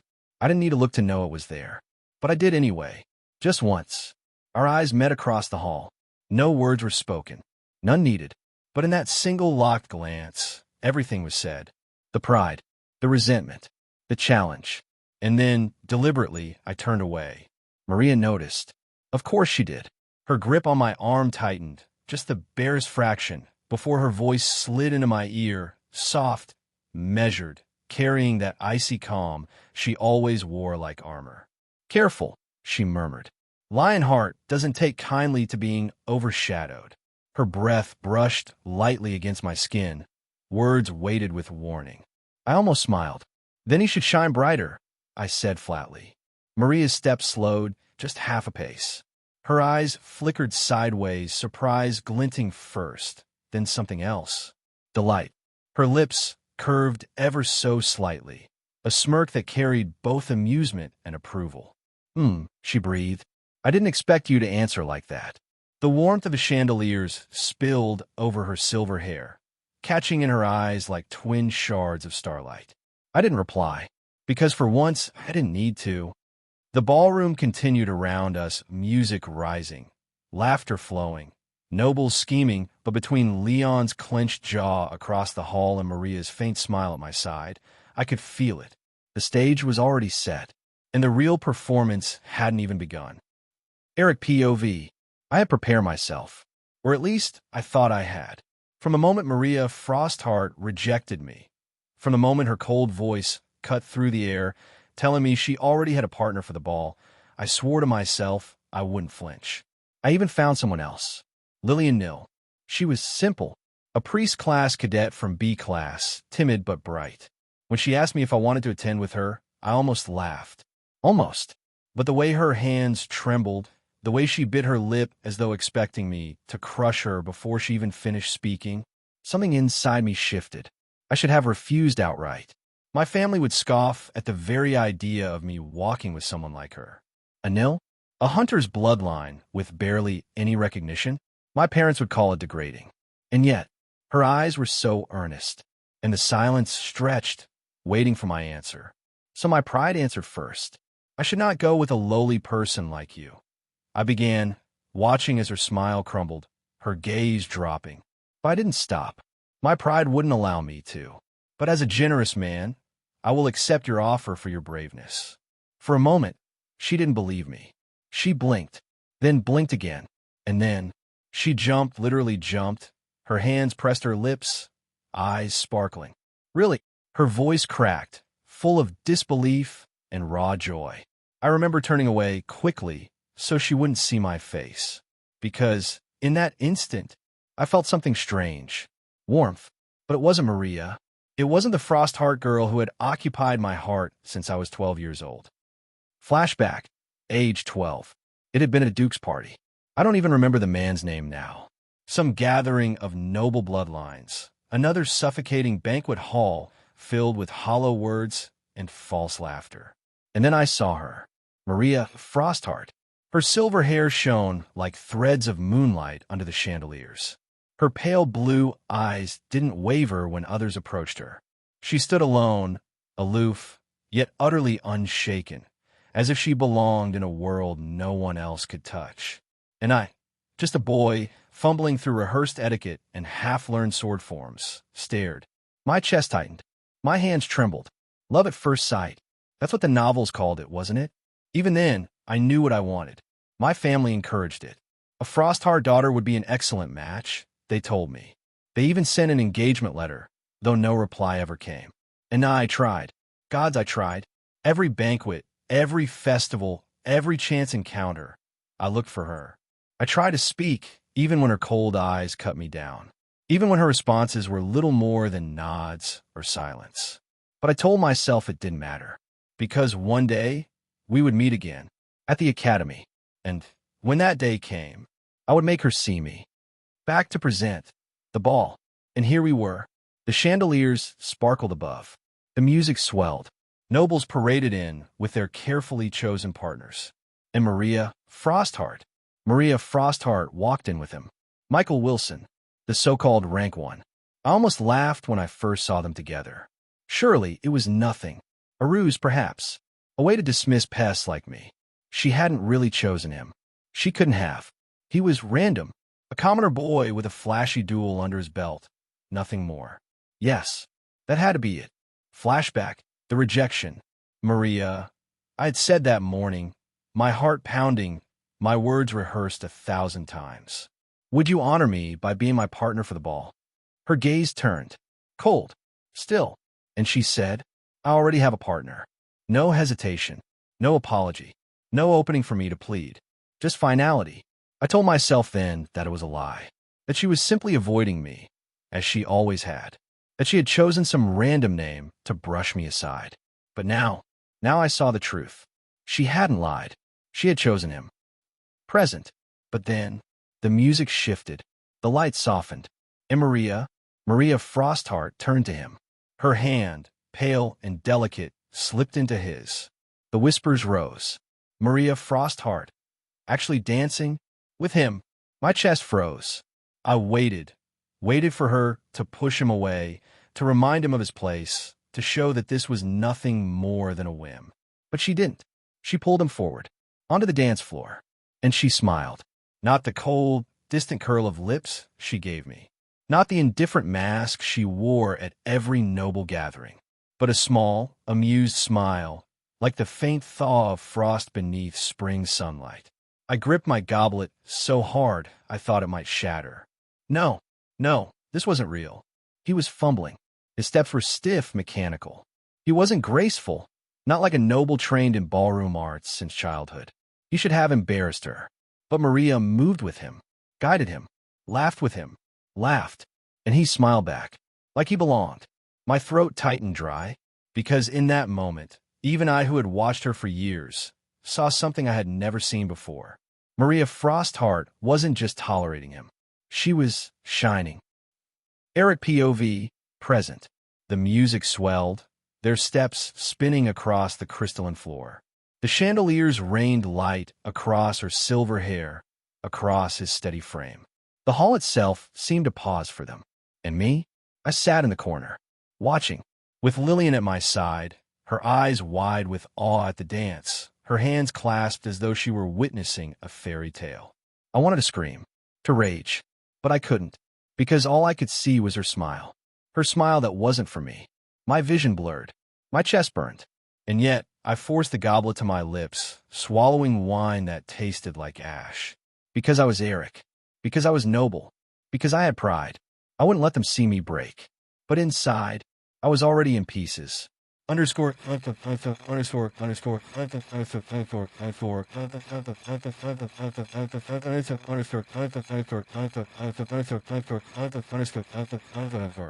In every ball, there are those who shine on the stage, and those who fade into the crowd. Maria Frostheart had chosen her stage, and Eric, once a boy who dreamed of her smile, could only watch as it was given to another. One-sided love, cold rejection, the weight of a heart that had never even been considered. And yet, behind his pride, a new resolve began to burn. If she would not see him now, then he would force her to see him later, no matter the cost.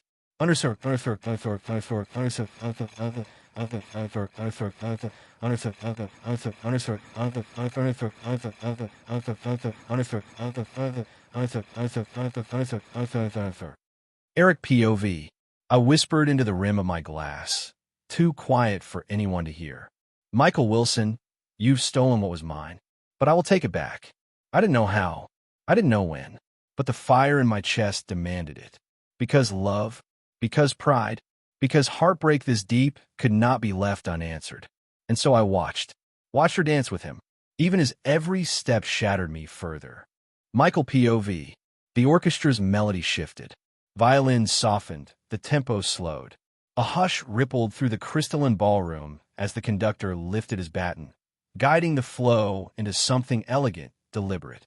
The signal was clear. It was time to dance. Couples drifted toward the crystal floor, gowns sweeping like waves of silk, coats brushing against enchanted light that shimmered with each step. The chandeliers refracted rainbow fire across the glass runes beneath our feet, making it look as though the dancers moved atop a river of stars. I expected Maria to remain still, reserved, distant, a Frostheart to the core, untouchable. Instead, she turned toward me, her gaze cool, almost detached, but touched with a faint trace of amusement. "Do you dance, Michael?" she asked. The question caught me off guard. For a moment, my mind stumbled like my feet threatened to. Not well, I admitted. Her lips curved into the faintest smile, sharp as ice, warm as fire. "Good. Then you won't outshine me." Before I could muster a retort, her hand slipped into mine. Cold, delicate, yet firm with intent. She pulled me forward, toward the crystalline floor where nobles had already begun to sway in polished patterns. Whispers rose instantly, cutting sharper than the violins. Maria Frostheart, actually dancing? With him? Impossible. The crowd parted, unconsciously, unwilling to intrude. A circle of silence widened around us, the music filling the empty space where voices faltered. Even Leon's stare grew hotter, heavier. I could feel it scorching the back of my neck, though I ignored it. Maria positioned herself before me with effortless poise. Her gown shimmered like frost woven into silk, silver hair cascading as if lit by moonlight. She placed her other hand lightly against my shoulder, gaze unwavering. "Follow me," she said simply. And then the music swept us in. At first I was stiff. My movements were precise like a formula solved step by step, but graceless. A dance performed with the mind rather than the body. Maria, however, moved like water. Every turn, every glide, she carried herself with a fluid elegance, her gown flowing as though it obeyed her command. She didn't so much lead as she guided, the subtle pressure of her fingers nudging me into rhythm, adjusting, correcting. Where I faltered, she compensated. Where I hesitated, she pulled. It was less a dance, more a duel disguised as one. "You're not terrible," she murmured after a minute, her voice soft enough only I could hear. "High praise." I deadpanned, my eyes flicking toward hers. Her lips twitched, and then, unexpectedly, she laughed. Not the cold, mocking laugh she often wore as armor, but something quieter, warmer. "I wasn't expecting you to be terrible either," she admitted. "Then why ask? To see if you'd admit it." I narrowed my eyes slightly. "And if I hadn't?" Her silver gaze met mine, sharp enough to pierce, yet soft in its amusement. "Then I'd know you were lying." Her smile lingered, faint but undeniable, as the light of the chandeliers fractured across her hair. It was almost unfair, how naturally she drew the eyes of everyone in the room. Nobles whispered furiously at the edges of the floor, teeth grinding behind painted smiles. And then it struck me. This wasn't just a dance. It was a declaration. A queen stepping onto the stage of nobles and choosing her partner. And she had chosen me. Maria POV. The hall was watching. Of course they were. The moment she took his hand, she felt the weight of their stares, sharp, brittle, suffocating. Nobles trying to disguise outrage as amusement, commoners holding their breath as though afraid of breaking glass. Maria Frostheart had lived beneath those eyes her entire life. She was used to it. Admiration, envy, hatred. She had worn them all like a cloak since childhood. So why was tonight different? Why, when she stepped onto the crystalline floor with Michael Willson at her side, did it feel less like suffocation and more like freedom? She had chosen him deliberately, not because she needed protection, not because she lacked suitors, but the opposite, in fact. There had been endless offers, noble heirs with practiced smiles, barons' sons promising connections, even a viscount child who dared compare himself to her equal. She rejected them all, because Maria Frostheart had no interest in being anyone's accessory. She had chosen Michael for a reason. He was the boy who had clawed his way to rank one without a family crest to carry him. A boy who unsettled the nobility by existing at all. He was useful. Standing beside him made her point clear. The Frosthearts did not bend to politics, nor to tradition. If she wished, she could pluck a commoner and raise him above them all. At least, that had been her reasoning. Cold, strategic, inevitable. But then, she looked at him. He was not graceful. Not like Leon Lionheart, whose every step carried the arrogance of generations drilled into muscle. Not like Eric William, who moved as if born with light in his veins. Michael's steps were deliberate, almost mechanical, a boy solving an equation rather than dancing. And yet, there was no hesitation. Even when he stumbled, even when her touch had to correct him, he moved forward without shrinking beneath the hall's gaze. Most men she danced with stared at her as if she were glass of fragile beauty to handle with gloves. Others looked as though they owned her, entitled to every step she offered. Michael? He looked at her, only her, as though the whispers and stares, the sneers and awe, did not matter. And it was strange. Her chest felt unsteady. Her lips betrayed her, curling into a smile that wasn't calculated. Her laughter slipped free, soft, quiet, almost clumsy. Not armor, not strategy, just laughter. Maria Frostheart, who had lived her life behind a mask of ice, felt something thaw. Michael POV. Around us, the silence was deafening. Alara's eyes widened, lips parting as though she'd just witnessed the collapse of an empire. Selena's fingers dug white into her goblet. Chris leaned back in his chair, arms crossed, a smirk twitching at his lips, half mocking, half begrudging. Aiden let out a low whistle, amused. Now, let's go on a sting. And Leon's jaw clenched tight enough I thought the glass in his hand might shatter. His stare burned holes into my back, but Maria ignored it completely. Her world narrowed into the dance. Into me. Each step drew us deeper into rhythm. Each spin pulled us closer to the center of the hall's attention. I wasn't graceful. I wasn't trained. But I didn't stumble. Because she wouldn't let me. And because for the first time, I realized something. The whispers weren't about her anymore. They were about us. Maria, POV. What is this? She wondered, her gaze lifting to his eyes. Why did her pulse quicken when his hand tightened around hers? Firm, but respectful. Why did her heart race faster than the music when he spoke back to her with that flat, steady voice that refused to kneel? Why, when the hall whispered Maria Frostheart, did she no longer feel their chains, but something like wings? She didn't know, and perhaps that uncertainty terrified her more than any noble's dagger. Because for the first time, Maria Frostheart wanted to know what the feeling was. And it came not from her name, not from her family, but from the boy standing before her. Michael Willson. Michael POV. The music swelled, the final note lingering like frost in the air. Maria's hand slipped from mine as the dance ended, her smile faint but victorious. Not a smile for me, a smile for the hall, for the nobles who ground their teeth, for the commoners who dared not breathe. And perhaps, just perhaps, a smile for herself, because in this ballroom built on lineage and pride, she had declared war. And her opening move was me. Maria POV. As the music ended, she held on to his gaze a moment longer than necessary. The hall applauded faintly, scattered claps against brittle silence. But Maria barely heard them. Her lips curved again, the smallest smile. Not for the nobles, not even for the declaration she had intended. But for him, for the first time in her life, Maria Frostheart smiled for herself. Michael POV. The dance ended. Applause scattered across the ballroom. Polite, hesitant, almost brittle. Maria Frostheart and I stepped away from the crystalline floor, but the quiet that followed clung like frost. And then the nobles moved. They didn't draw blades or cast spells. They didn't need to. Their weapons were sharper with smiles polished to a mirror sheen, words dripping honey, footsteps weaving circles around us like predators tightening a noose. Lady Frostheart, such elegance this evening. Michael Willson, the rank won the first years. What an unexpected surprise.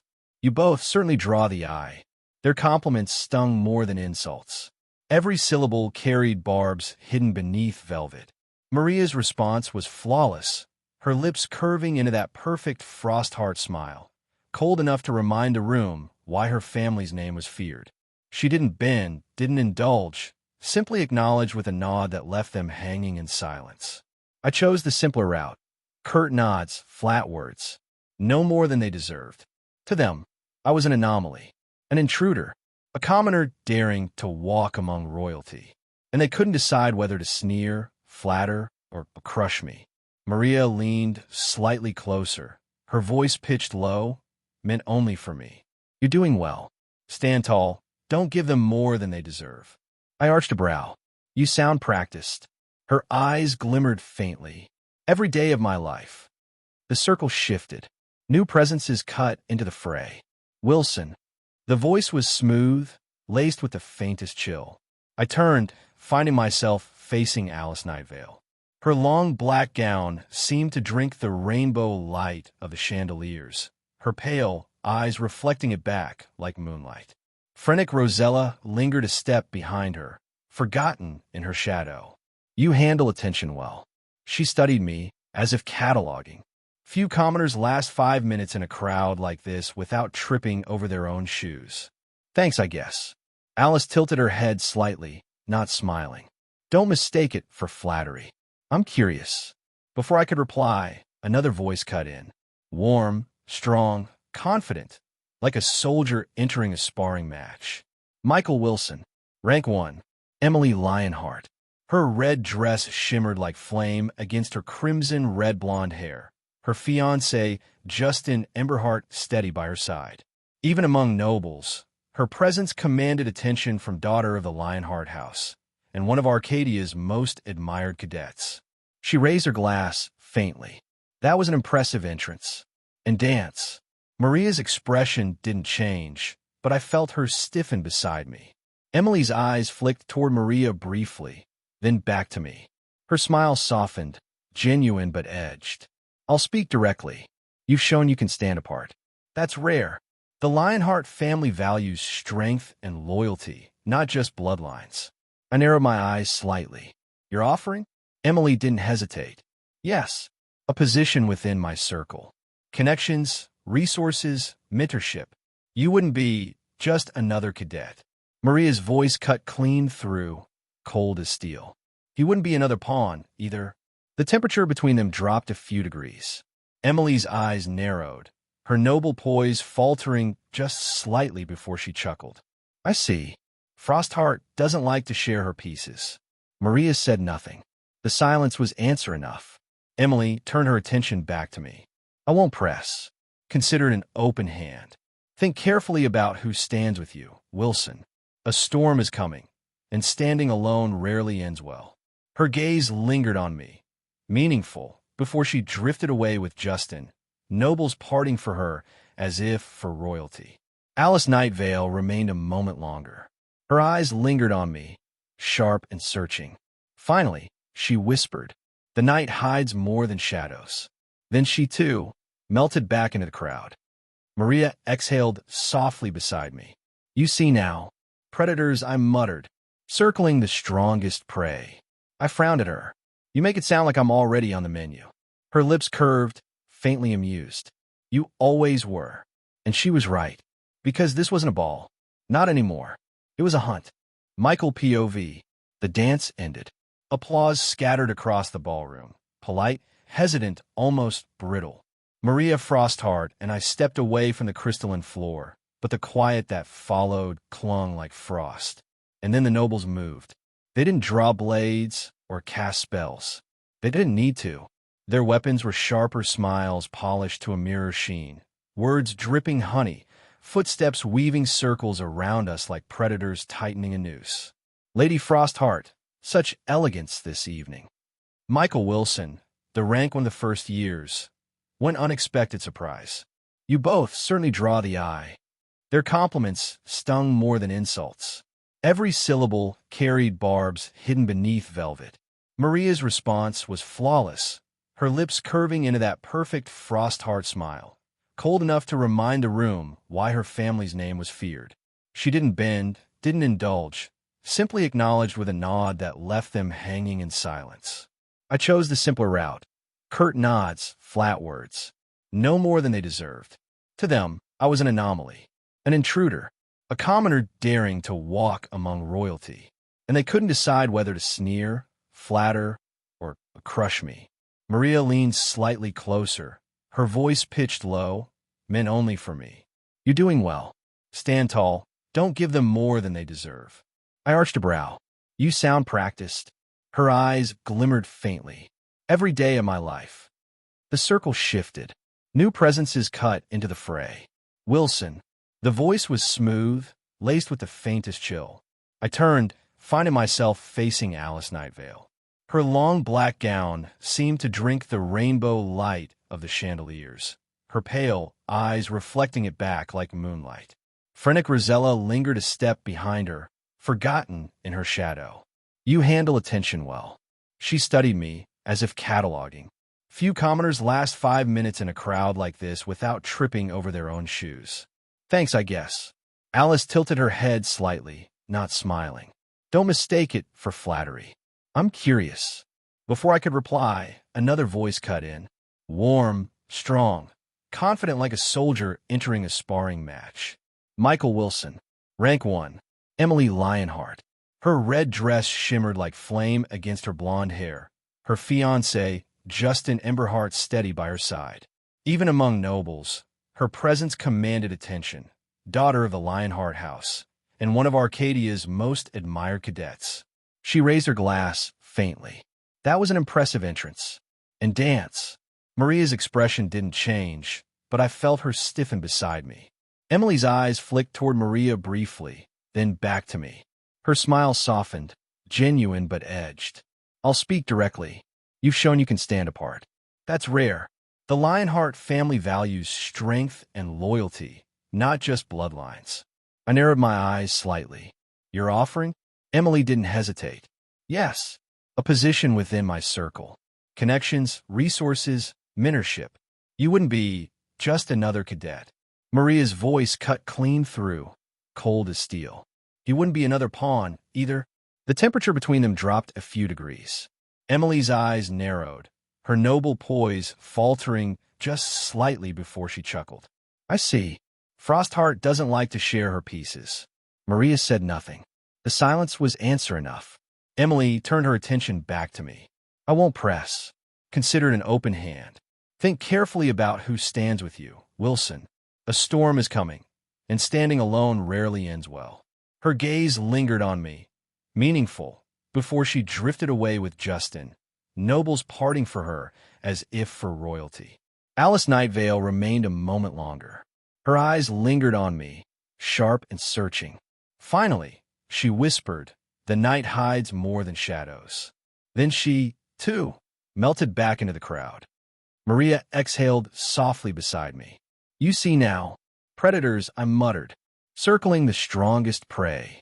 I frowned at her. You make it sound like I'm already on the menu. Her lips curved, faintly amused. You always were. And she was right. Because this wasn't a ball. Not anymore. It was a hunt. Michael POV. The orchestra's melody had barely faded when the air shifted. It wasn't magic. Not mana.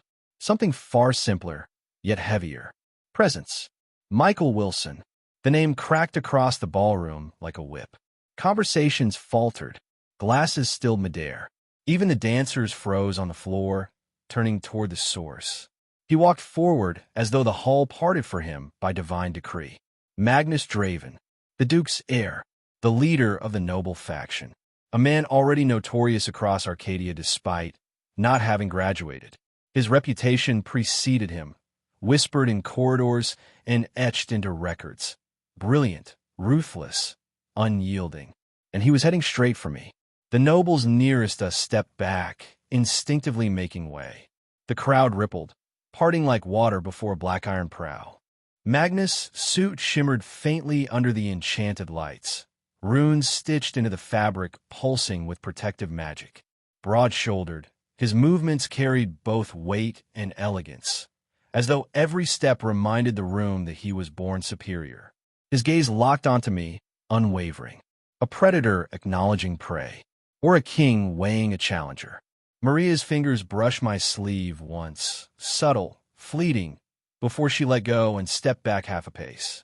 Her eyes narrowed, cold and calculating. She wasn't surprised. She'd expected this. Around the edges of the hall, whispers spread like wildfire. Draven himself? He never speaks to first years. Is he going to recruit him? I kept my back straight, meeting his gaze as he stopped just short of me. Magnus studied me from head to toe, then chuckled lowly. Not warm, not mocking, something in between.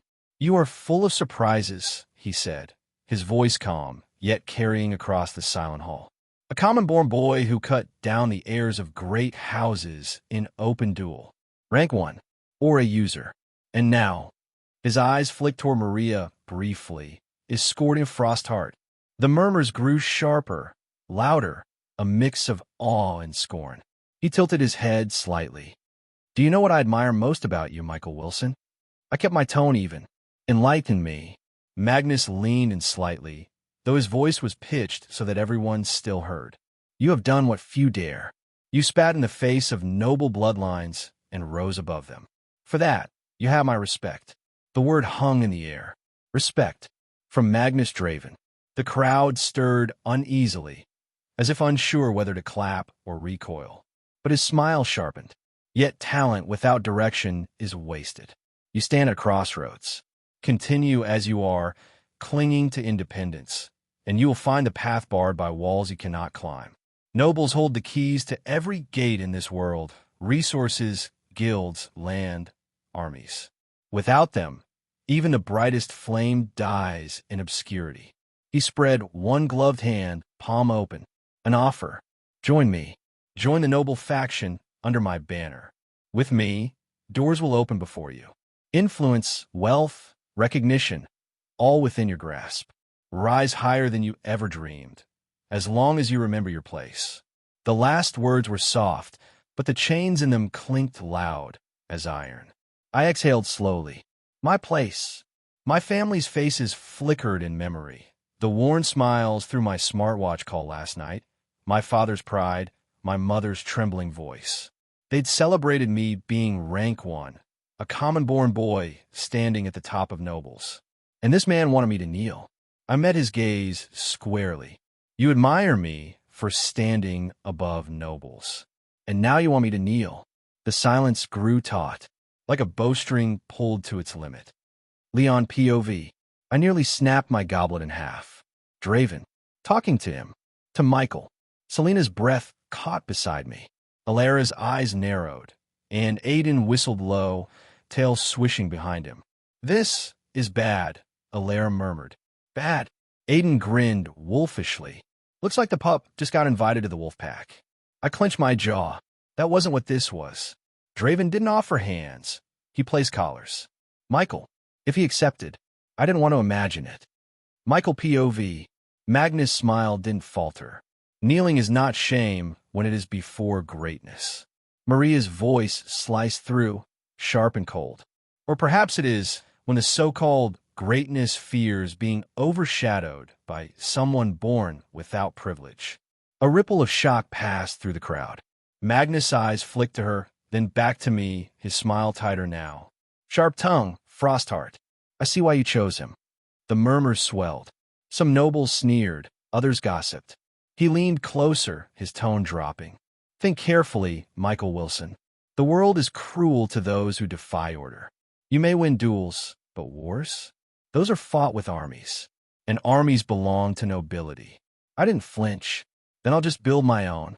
For the first time, his smile slipped. Briefly, his eyes hardened, calculating, as if memorizing me not as an upstart, but as a threat. Michael POV. The silence pressed in, heavier than any spell. Magnus Draven had revealed his hand, and I had refused it. I could feel it. The shift in the air, the sudden tightening of noble jaws, the poorly concealed smirks of those who longed to see me fall. Nobles rarely liked each other, but against a commoner who spat in their face, they became a pack. Magnus adjusted his cuff, composed, but his gaze was darker now. Building your own army, was it? He repeated, as though tasting the words. A bold fantasy. But remember, fantasies end when faced with reality. Will you feed them? Will you house them? How will you pay them? Coin flows from noble coffers. Land belongs to noble families. Guilds answer to noble councils. Every path you imagine, his eyes sharpened, already belongs to us. It was the voice of a man who believed in inevitability. But inevitability was something I'd spent my entire life spitting on. You speak as if the world ends where nobility begins, I said quietly. But it doesn't. Magnus' lips curved faintly, then enlightened me. Where does it end? I didn't look at him. I looked past him, at the crowd, the chandeliers, the banners of Arcadia swaying in faint manna breeze. At the whispers of commoners in the back, the clenched fists of students who had always walked with heads bowed. It ends when people like me stop listening to people like you. Gasps rippled. A few students even choked on their drinks. Maria, she smiled. The faintest, most dangerous smile I'd seen on her yet. Leon POV. Damn him. The idiot actually said it. I could see the nobles' faces, the twitching mouths, the narrowed eyes. They wouldn't forget that line. Not tonight. Not ever. Draven himself froze, just for a heartbeat. Then his smile returned, thinner, sharper, like a blade turned sideways. This wasn't bravery. This was suicide. Selena leaned close, her whisper sharp in my ear. Do you see now? He isn't just reckless. He's dangerous. Dangerous. And yet, some part of me, traitorous and furious, thought. He said what I've always wanted to. Maria POV. I should have been afraid. Magnus Draven wasn't someone you defied lightly.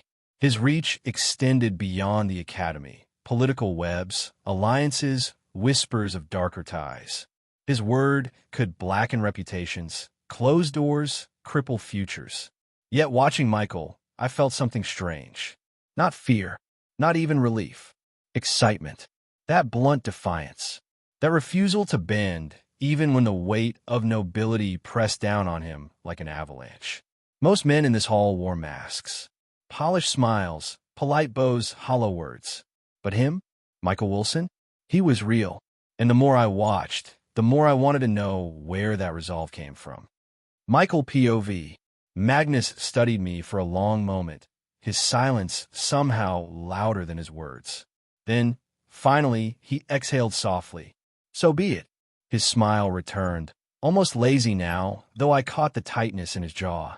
Defiance is admirable, but admiration and protection are not the same. Remember this moment, Michael Willson.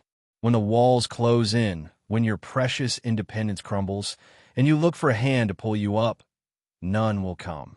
He turned slightly, his cloak sweeping across the floor as though he were dismissing me from existence itself. But he stopped halfway, his voice carrying back over his shoulder. Commoners fall alone. The words dropped like a curse. He strode away, students parting before him in instinctive deference. Nobles whispered, their gazes like knives. Commoners looked conflicted, some in awe, some terrified. I stood still, my hand tightening briefly at my side, until Maria's soft voice reached me. You handled it well, she murmured. I let out a slow breath I hadn't realized I was holding. That was handling it.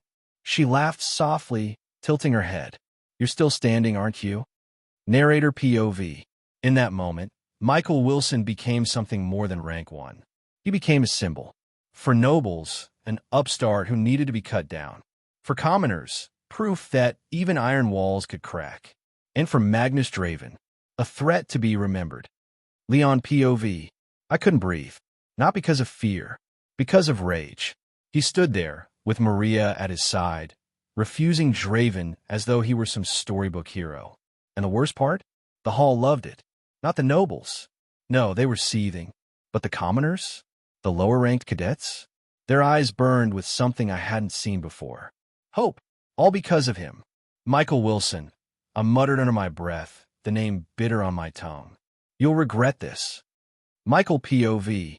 The orchestra struck up again, louder this time, tried to smother the tension. Students drifted back into chatter, but the energy was different now, strained, brittle. I was about to say something to Maria when, thump, the chandeliers flickered. Once, twice. Then darkness swallowed the hall whole. Gasps erupted. Glass shattered as someone dropped a drink. The orchestra screeched to a halt mid-note. The shift hit me instantly. Not sound, not sight, but weight. A barrier. Heavy, suffocating, wrapping around the hall like chains. Not a student's spell. Not an instructor's ward. Something far, far darker. Whispers rose, panicked. Someone screamed. Then, a voice slithered through the dark, warped and mocking. Little heirs of glory, tonight, your blood baptizes the dawn of a new age. My heart lurched. It's starting. The chandeliers that had cast rainbow light now hung lifeless above. The grand feast untouched. The dance steps frozen mid-motion. And 20 shadows began to take form within the black. Demon soldiers. The freshers' ball had ended. The slaughter had begun. Michael POV. The chandeliers flickered once. Twice. And then, like a breath extinguished, the grand ballroom drowned in darkness. Gasps spread instantly. Glasses clinked and shattered as hands fumbled in the dark. Someone screamed a high, panicked sound that split the silence like glass cracking. My eyes strained, useless in the black, but my body felt it. Not just the loss of light. A shift. A pull in the air like chains wrapping around the hall. A barrier. The hair on the back of my neck rose as faint red lines began to etch themselves into the crystalline floor. At first, it was like veins glowing beneath ice. Then, with every passing second, the lines deepened, curving, twisting, forming symbols I didn't recognize but had read about once in the worst parts of the Academy's forbidden tomes. Ancient language. Runes not meant for human tongues. The circle pulsed. Heat radiated outward, thick with sulfur. The stench of rot and iron filled the air. And then, thud, something heavy dropped into the circle. For a heartbeat, no one breathed. Then another shape fell. Thud, thunk, and another. Thunk, thunk. Shapes humanoid, but not human, began crawling out of the light, their bodies steaming as if birthed from fire. The first one raised its head. My chest tightened. Its skin was crimson, stretched taut over corded muscle. Two horns curved from its temples, jagged and black as obsidian. Its eyes glowed yellow, slitted like a predator. Its jaw opened unnaturally wide, teeth serrated like daggers. The ballroom erupted in shrieks. A monster! No, this can't. And then one voice screamed the word that froze the blood in every cadet present. Demon. Chaos. Some cadets stumbled backward, tripping over gowns and coats. Nobles cursed, their composure fracturing like cheap porcelain. A few even tried to rush the exit only to slam against invisible walls, the barrier humming with a cruel resonance. The demons didn't wait. They dropped one by one from the circle, heavy steps shaking the floor. 20. At least 20 already. And the circle, it was still glowing. Some students at the barrier that blocks the exits. Random cadet slamming into the wall, panicked. It won't break. We're trapped. Another voice cracking. We're going to die, Michael snapping, his voice cutting the chaos. Shut it and hold your ground. The more you panic, the faster you'll die. The cadet freezes.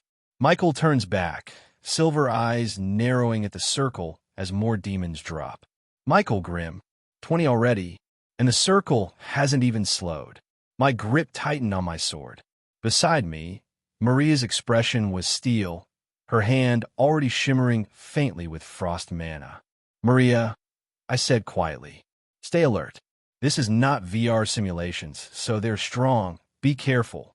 Her silver eyes met mine. She nodded once. No hesitation. Emily POV. Demons. The sight alone froze me for an instant. My hands trembled before I forced them still around my rapier. I'd seen them in books, in records from the war. They weren't supposed to be here, not inside Arcadia, not inside our walls. Demon soldiers, each one as strong as a D-rank hunter, and more were coming. I turned, scanning the cadets, the pale faces, wide eyes, bodies shrinking back. Dozens of first years who had never even seen a beast, let alone a demon. If they broke, we would all die. I bit down on my fear, hard, until the copper taste of blood steadied me. Then I raised my voice, sharp and cutting across the hall. Listen, cadets. The panic cries faltered, heads snapping toward me. Second years and third years to the front. Take formation. First years, stay together, cover each other, and do not break rank. Justin stepped up beside me, his hand firm on my shoulder for just an instant before drawing his blade. His presence, alone calm, unyielding, lent weight to my words. Justin steps up beside her, his tone calm, steady as stone. You heard her. Move. Steel to the front, mana behind. If you've got courage, now's the time to prove it. Cadets shuffle, some fumbling, others gritting their teeth as they form into groups. The panic ebbs into strained focus. From the corner, Draven's sardonic drawl cuts through. Draven smirking, hand lazily resting on his blade. TCH. First a ball, now a battlefield. Arcadia really knows how to throw a party. Emily glares, voice biting. If you're done running your mouth, get ready for battle. Draven's smirk fades slightly, his eyes hardening as his blade half draws, shadows whispering faintly around him. Draven quieter, sharp. Don't order me, noble girl. I fight because I want to, not because you said so. Justin cuts in, stepping between them before the argument sparks further. Justin firm, commanding. Save it. You can kill each other after the demons. Even Draven, that arrogant bastard, was ready to fight, his expression unreadable as his hand rested on his own sword hilt. It was enough. The crowd steadied, fear turning into something sharper. But inside, Inside I still shook, because the circle pulsed again, and I knew this was only the beginning. If demon warriors emerged, C-rank, B-rank monsters, this hall would become a slaughterhouse. My knuckles whitened around my rapier. I forced my voice steady one last time. Stand ready. Protect your comrades. Hold this ground, and prayed to every star above that it would be enough. Leon POV. The moment that word rang out, demon, my chest tightened like a vice. All around me, nobles screamed, scrambling like frightened birds. The barrier at the doors flared crimson as the first fools tried to escape, slamming against it and falling to the floor in panic. But my eyes weren't on them. They were locked on the creatures crawling out of the summoning circle. The smell hit me, first sulfur and copper, then the sight, the way their yellow eyes glowed in unison, like wolves stalking a kill. My hand went to the hilt of my training sword. The steel felt pitifully light, too fragile, too small. A voice brushed near me. Leon, Selena. Her hands trembled as she lifted them, threads of wind mana already sparking faintly around her fingertips. For once, there was no mischief in her eyes, only fear. I swallowed, forcing down the lump in my throat. This was no duel, no academy spar. This was death walking toward us on two legs. Stay close, I muttered. Don't wander. If you see an opening, strike, but never alone. Her nod was quick, sharp. For the first time, I realized we weren't children anymore. Not here. Not now. Selena POV. I had thought I understood fear. I'd faced beasts during training, sparred against stronger opponents, even been scolded by instructors until I cried. None of that was fear. This was fear. The demons moved wrong. Too fluid, too heavy, too unnatural. Every step rattled the floor like they belonged here, like this was their world and we were trespassers. I wanted to run. Gods, I wanted to. My legs shook with the urge. But Leon's voice anchored me, pulling me down before the terror swept me away. Stay close. His back was to me, firm, steady. And somehow, just seeing that spine straighten made me breathe again. I clenched my hands tighter, forcing the wind to gather in my palms. My chest still heaved, my heart screamed run, but I whispered back. Not yet. Not while he's standing. Eric POV. My breath caught when the first demon looked up. No one Maria looked at it. Even now, even with monsters crawling out of hell itself, I found my gaze dragged to her. She didn't flinch. She didn't falter. She looked at the creatures like they were inevitable, like she'd been waiting for this moment. And beside her is him, Michael Willson, sword drawn, posture unyielding. The sight of her at his side tore something raw inside me. I remembered, 12 years old, her silver eyes meeting mine for the first time in that Duke's banquet hall. I thought it was destiny. I thought she was the girl I'd spend my life protecting. Now, watching her stand shoulder to shoulder with another man, I felt my lungs burn not from fear, not from sulfur, but from something crueler. I had wanted to show her my worth tonight. Instead, I came with another girl, a fragile priestess who smiled with tears when I accepted her. And Maria Frostheart chose someone else. But when the circle pulsed again and another demon soldier crawled free, I clenched my fists. Fine. Let her watch. Let her see. If I had to carve these monsters apart with my bare hands, I would show her that Eric William was no coward. Not before her. Not before him. Battlefield tension. The ballroom that once sparkled with laughter now seethed with tension. Third years formed tight knots, blades drawn, their discipline steady but eyes sharp with terror. Second years took their cues, spreading into defensive lines. First years some steadied, others still trembled, clinging to courage they barely knew they had. And in the center of it all, the summoning circle continued to glow. 20 demons. 30. More. Their growls rolled across the marble like drums of war. And the cadets of Arcadia realized this was no mere test. Emily POV, command amid chaos. The circle pulsed again, and the air cracked open.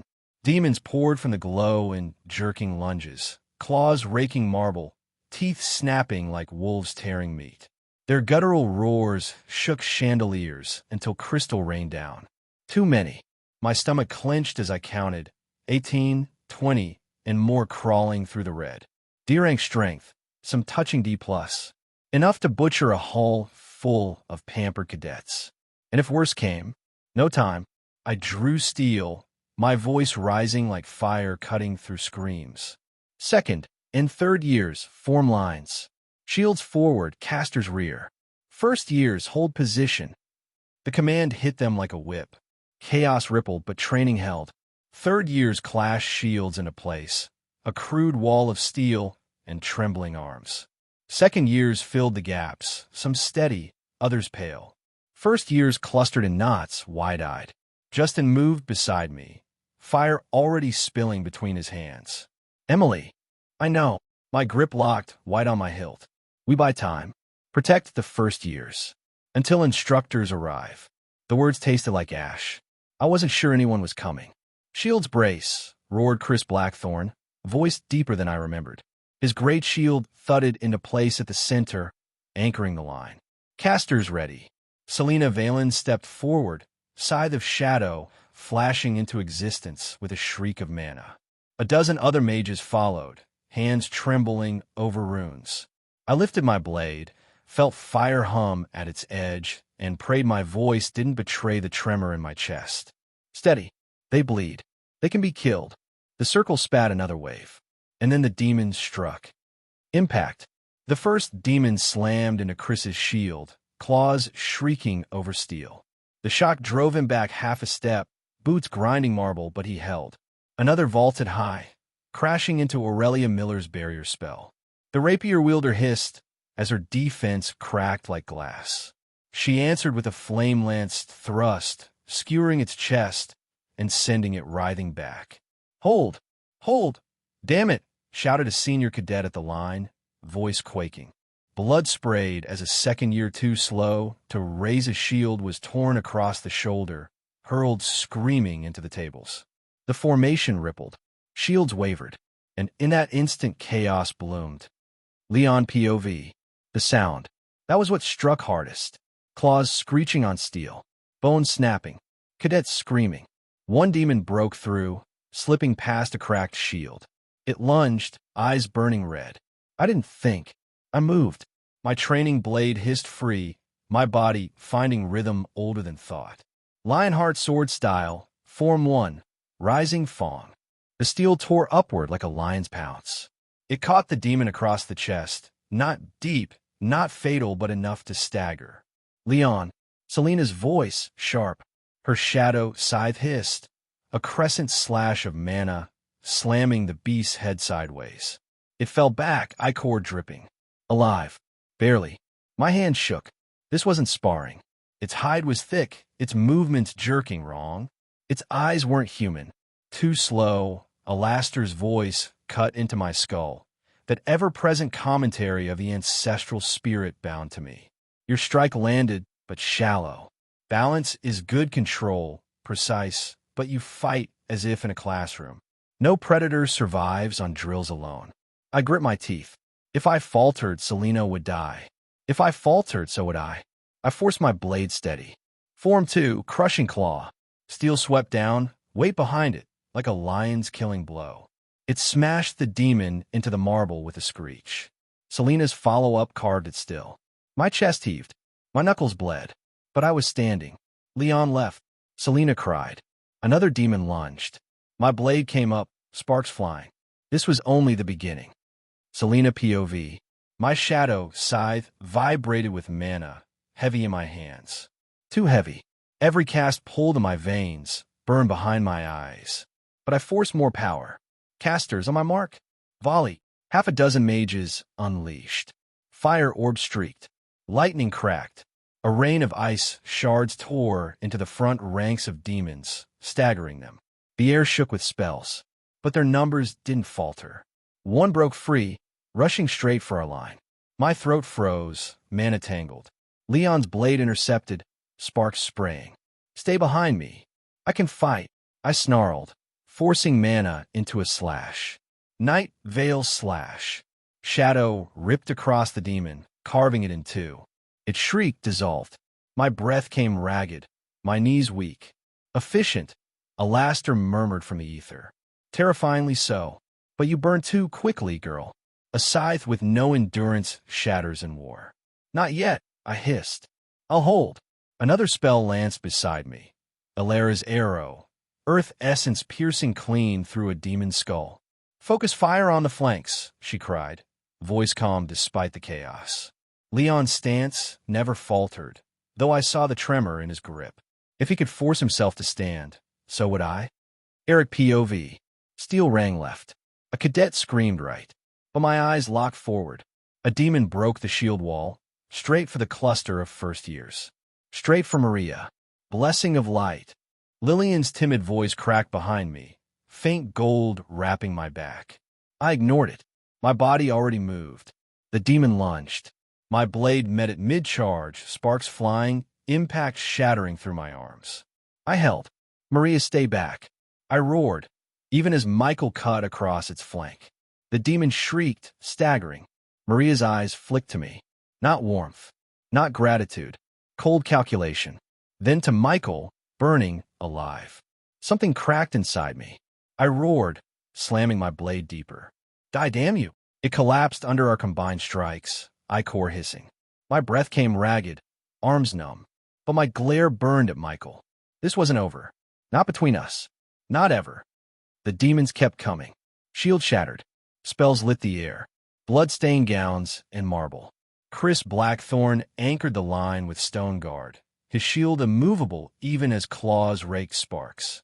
Aiden's Stromfong darted like lightning, dual blades flashing, reckless but explosive, carving gaps before rolling back into formation.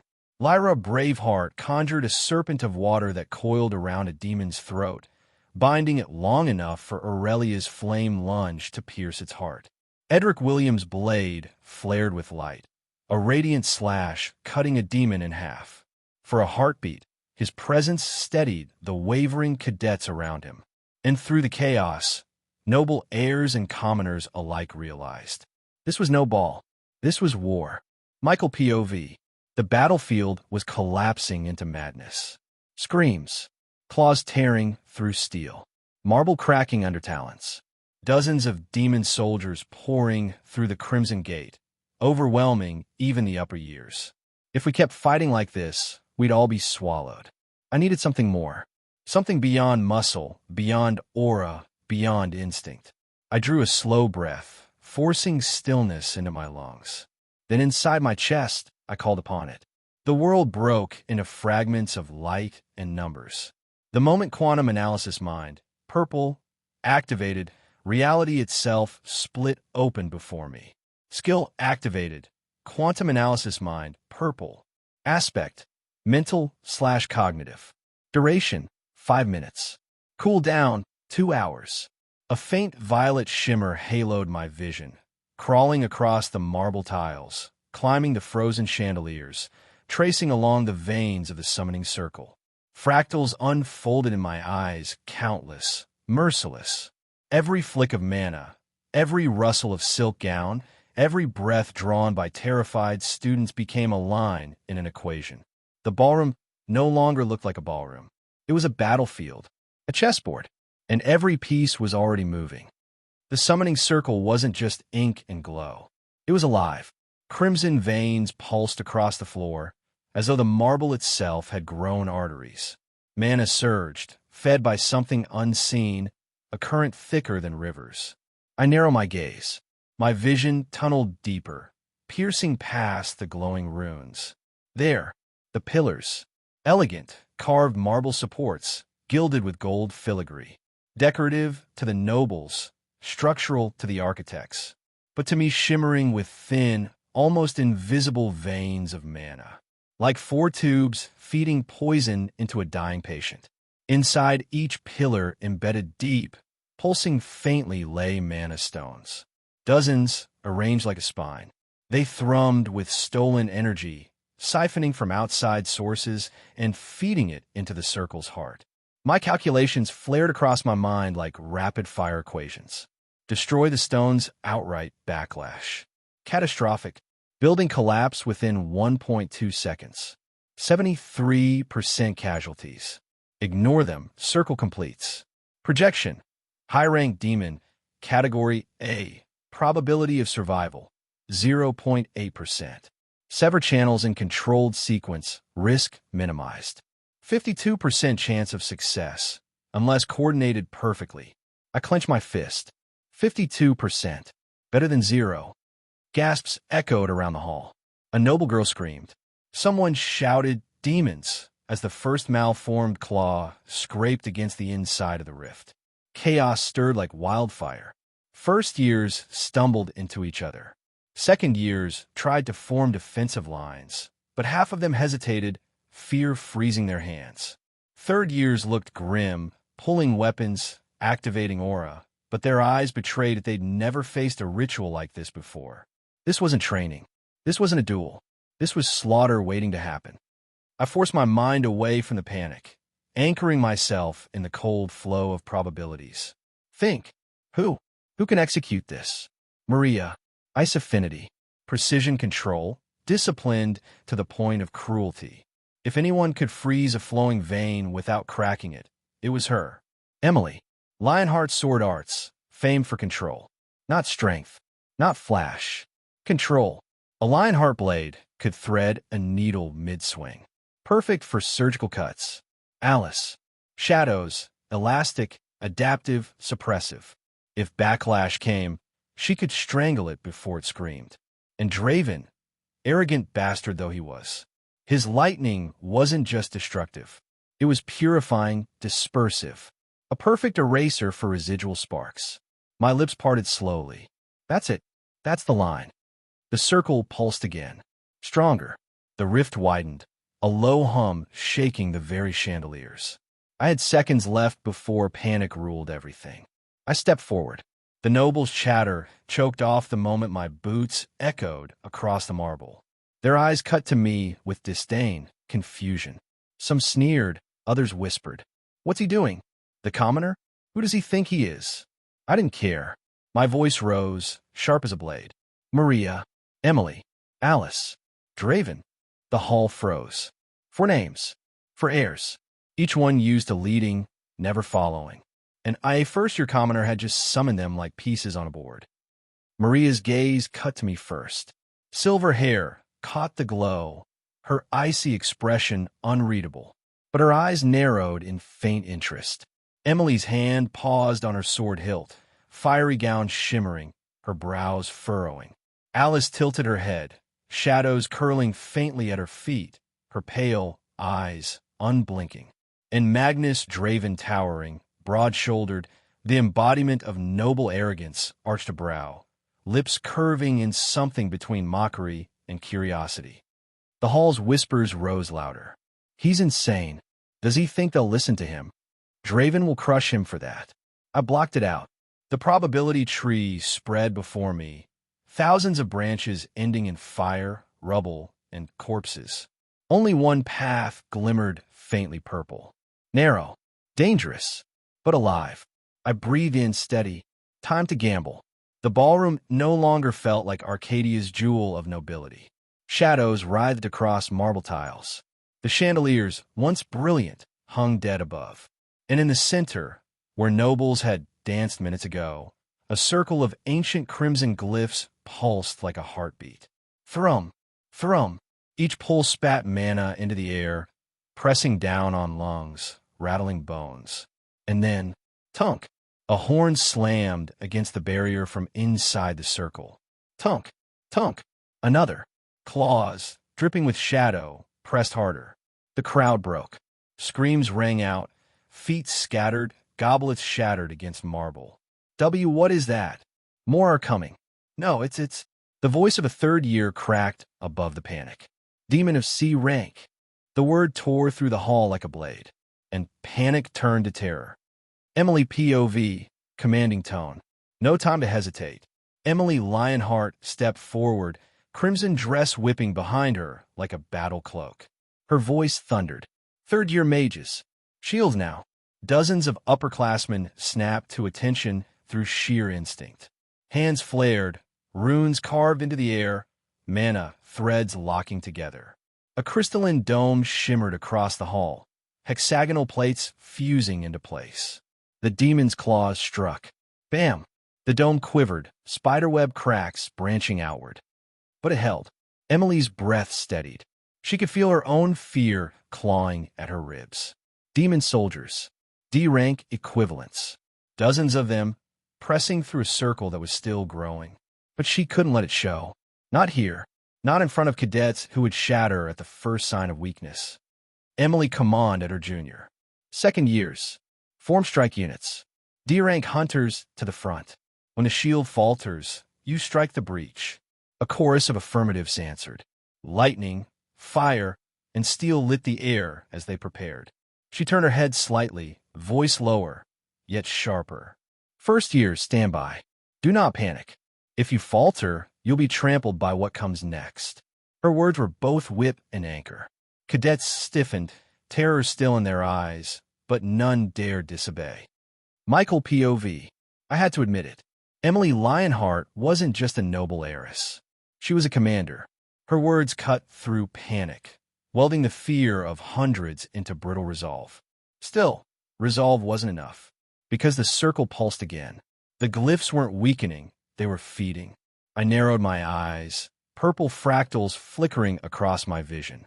Quantum analysis mind churned, showing branching futures, threads of collapse. And then there it was. Thin veins of mana, spidering outward from the circle, feeding into the ballroom's support pillars. Mana stones. Embedded. External fuel. That was the key. Break them wrong. Building collapse. Circle destabilization. High-rank demon summoned. My breath caught. That was the original story, wasn't it? Kidnap attempts. Blood on marble. The worst-case future. Not tonight. Maria Lowe, urgent. You called me. Speak. She stood beside me, eyes colder than the ice she wielded, yet I saw the faintest tremor in her hand. She wasn't afraid of demons, she was afraid of losing control of the battlefield. Michael quiet, firm. The circle's being fed. Mana stones hidden in the pillars. Cut them wrong, and we collapse the hall. Or invite something stronger.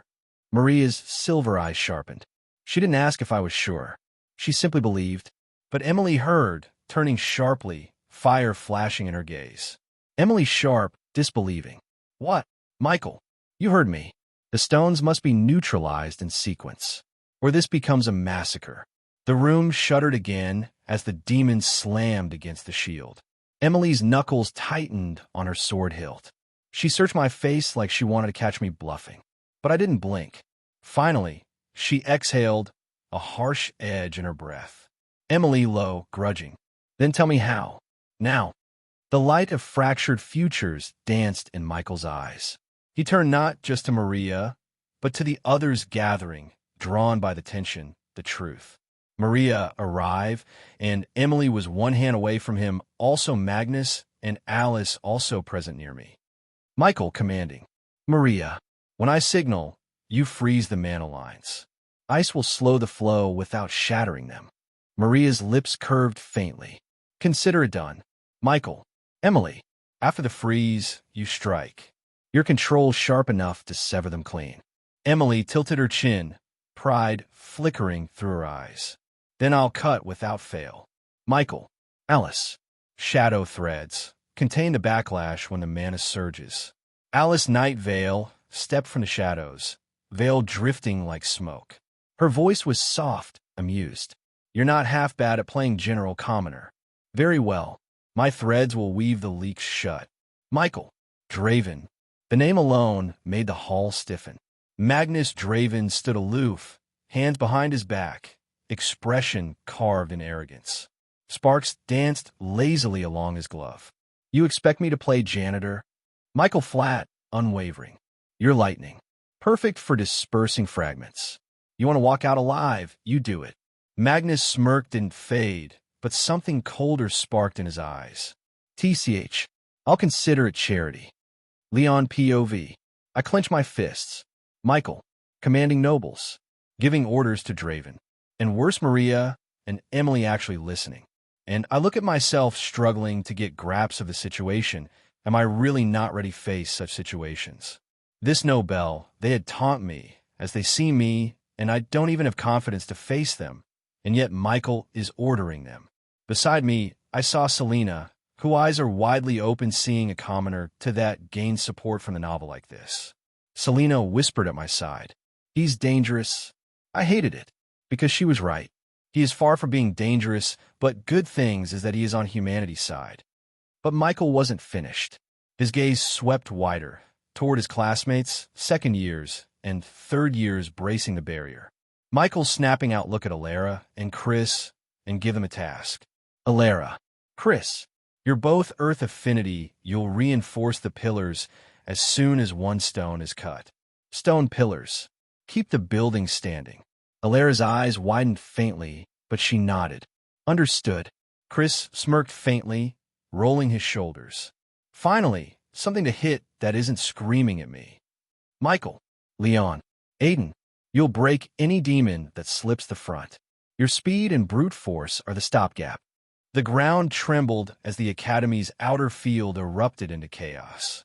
Mana pillars hummed with a sickening resonance, jagged cracks of violet energy racing up their obsidian shafts.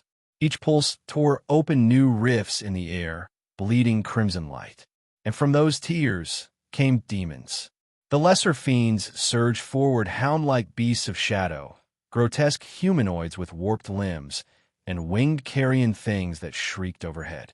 The stench of brimstone and burnt flesh blanketed the battlefield. Michael's grip tightened around his sword. His mana surged, icy mist spilling from his blade as his heart hammered in his chest. He could feel his classmates' panic pressing against him like a tidal wave. If I hesitate now, everything collapses. His eyes flickered violet. Ice domain, activate. A surge of power erupted outward. In an instant, the earth beneath their feet crystallized, frost racing across the dirt like a living tide. A circle 30 meters wide shimmered into existence. Michael's domain. The effect was immediate. The charging demons slowed, claws dragging through suddenly frozen soil. Their movements grew sluggish, every step resisted by biting frost. Even the air felt heavier, their wings straining against invisible weight. System notification. Ice domain activated. Hostiles suffer minus 30% STR. Movement slowed. True frost damage applied. Students around him gasped. What the hell? He froze the entire battlefield. An E-rank did this? Michael ignored them. His thoughts sharpened into crystalline clarity, aided by quantum analysis mind. Fractal lines of probability flickered at the edges of his vision. Every enemy movement mapped into branching outcomes. Formation, he barked, his voice carrying authority none of them had expected from him. Maria, control the left flank with ranged spells. Aiden, strike teams only when I call the opening. Chris, shield line in front. Selena, pick off stragglers who break through. Leon, his eyes flicked to the lion-hard air, whose holy flame was already alight along his blade. Hold center with me. For a heartbeat, there was resistance. The nobles in particular, Draven, scowling with his massive halberd, sneered. You think you command us, commoner? But before he could take another step, a demon wolf lunged from the frozen ground. Its maw opened, teeth glinting black. Michael's sword blurred. Aura surged from his blade, a flash of white-blue. The wolf's head exploded in a shower of icy shards. Michael's eyes didn't even flinch. Follow me, or die. Your choice. A silence, brief but telling, rippled among the first years. And then Selena moved first. Shadow flared around her, her scythe manifesting in her grip. I'll take the stragglers, she said coolly, vanishing into the frozen mist. Maria was next. She planted her staff into the ice, runes blazing. A volley of razor icicles screamed overhead, impaling 3 demons in a single strike. The others fell into place. Even Draven snarled and swung into formation, though his pride fumed like smoke from his nostrils. The battle began in earnest. Michael's POV. The demons tested the line immediately. A group of twisted humanoids with blade-like arms rushed at Chris. Stone Guard. His great shield slammed into the ground, earthen mana layering across its surface. The impact rang like a gong. The demons crashed against him, claws scraping uselessly against stone. Now, Michael shouted. Aiden blurred past him, lightning crackling along his twin blades. Storm Fong Blitz. His swords tore through the slowed demons like lightning cleaving trees. Their bodies disintegrated into steaming chunks. Michael pivoted, raising his hand. Frozen Edge. A sweeping arc of ice erupted from his blade, bisecting a flying carrion beast as it swooped down. Blood sprayed across the frozen battlefield, hissing against the frost. But there was no time to breathe. His quantum mind pulsed, highlighting another outcome. Left flank breaking. Maria 2 exposed. Chris rotate left. Maria 3 steps back. They obeyed before they even realized it. A hulking demon with 4 arms smashed down where Maria had been standing, its blow cracking the ice. Chris intercepted, shield braced, and the impact shook the field. Michael's jaw clenched. Sweat already stung his eyes, but his mind raced faster than his body could register. Every second, a dozen outcomes flickered, only one leading to survival. Keep the lines tight. Control the field. The pillars are still active, we're just buying time. Then his gaze snapped toward Leon. The Lionheart heir's blade burned with radiant fire as he carved through a cluster of lesser demons. He moved with noble grace, every strike precise, textbook perfect. But Michael could see the flaw immediately: predictability. He's strong, but he fights like an academy manual. Leon, stop aiming for clean cuts, flow with the momentum. Michael shouted. Leon blinked, startled. What? A demon lunged for him. Reflex made him parry with rising Fong. Too slow, too rigid. Michael was there before it landed. His aura-infused strike shattered the demon's skull in an explosion of frost. He glanced at Leon sharply. If you fight like a book, you'll die like a book. For the first time, Leon's composure cracked. His eyes burned, but not with anger, with something closer to shame. The battlefield was a storm of chaos. Frost-bitten soil cracking beneath pounding claws, shrieks echoing as demons hurled themselves into the first-year formation. Michael's breathing slowed into rhythm. Every second, his quantum analysis mind painted the world in flickering probabilities, red lines marking fatal blows, blue threads revealing survival. He had seconds, sometimes less, to adjust. And still, the nobles doubted him. A guttural roar split the ice fog.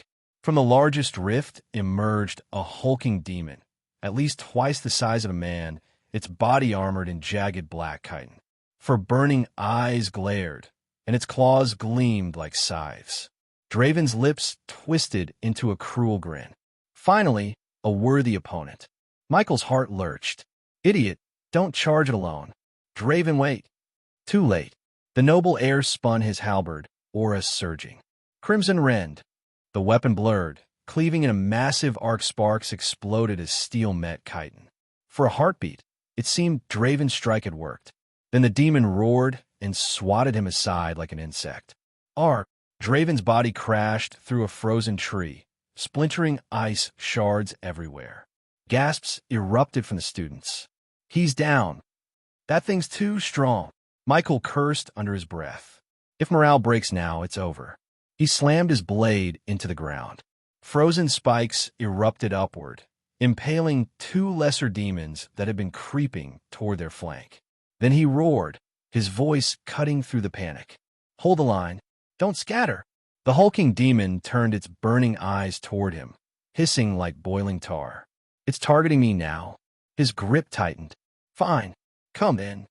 The beast charged, claws tearing gouges in the ice. Michael's quantum mind spun a dozen futures. In 9 of them, he died. But one, just one, showed survival. He lunged to meet it, aura igniting along his blade in a blue-white flare. At the last instant, he swapped with a shadow across the battlefield. Shadow swap. The demon's claw raked through empty air. Michael reappeared behind it, slashing downward. His blade, wreathed in freezing aura, cleaved through the demon's shoulder, spilling steaming black ichor. The creature shrieked, staggering. Now, focus fire. Michael bellowed. Maria's staff flared. Frost shard volley. Dozens of icicles streaked into the demon's torso, shattering chunks of its armor. Aiden blurred in next, lightning trailing his blades. Storm Fong Blitz. He slashed across its knees, sparks flashing as he cut deep. The demon buckled, dropping to one knee. Chris roared, shield raised high. Stone Guard Crush. He slammed his great shield into the monster's chest with a thunderous crack, forcing it backward. Michael seized the moment. Mana surged from his core, his body vibrating with strain. He triggered Aura Holder, converting a torrent of mana into pure combat aura. His blade screamed with power, glowing like a frozen star. He leapt. Frozen Edge. The strike cleaved through the demon's neck in a shower of frost and black blood. Its body collapsed, convulsing once before disintegrating into ash. The battlefield froze in silence for half a heartbeat. Then the students cheered. He did it. Michael killed the elite. He's commanding us like a veteran. But Michael didn't bask in it. His chest heaved, sweat slicking his brow. Too much mana output. If I keep this up, I'll burn through my stamina. His eyes flicked toward Draven, who staggered out of the wreckage of the frozen tree, coughing blood. Draven spat, glaring daggers at him. You think you've shown us up? Michael didn't waste time answering. Fall back into formation or die. Your choice. The noble heir's jaw clenched. But for the first time, Draven obeyed, retreating to the shield line with murder in his eyes. The lull didn't last. More rifts split open.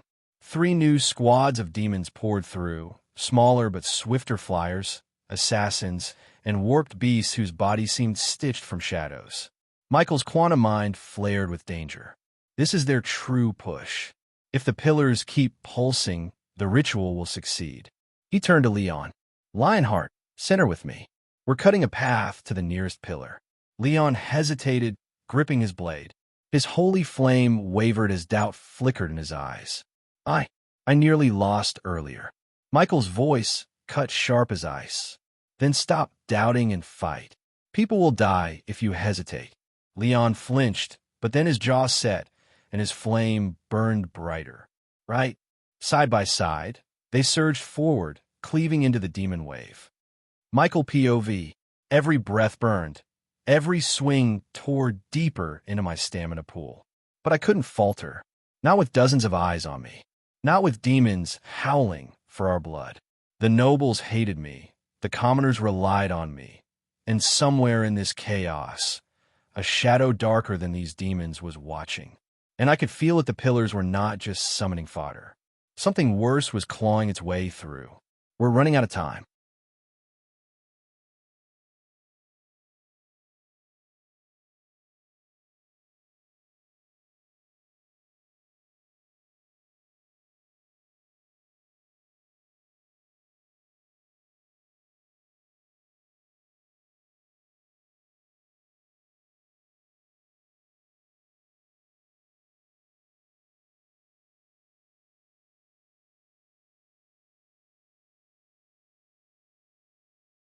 The frozen battlefield groaned under the weight of battle.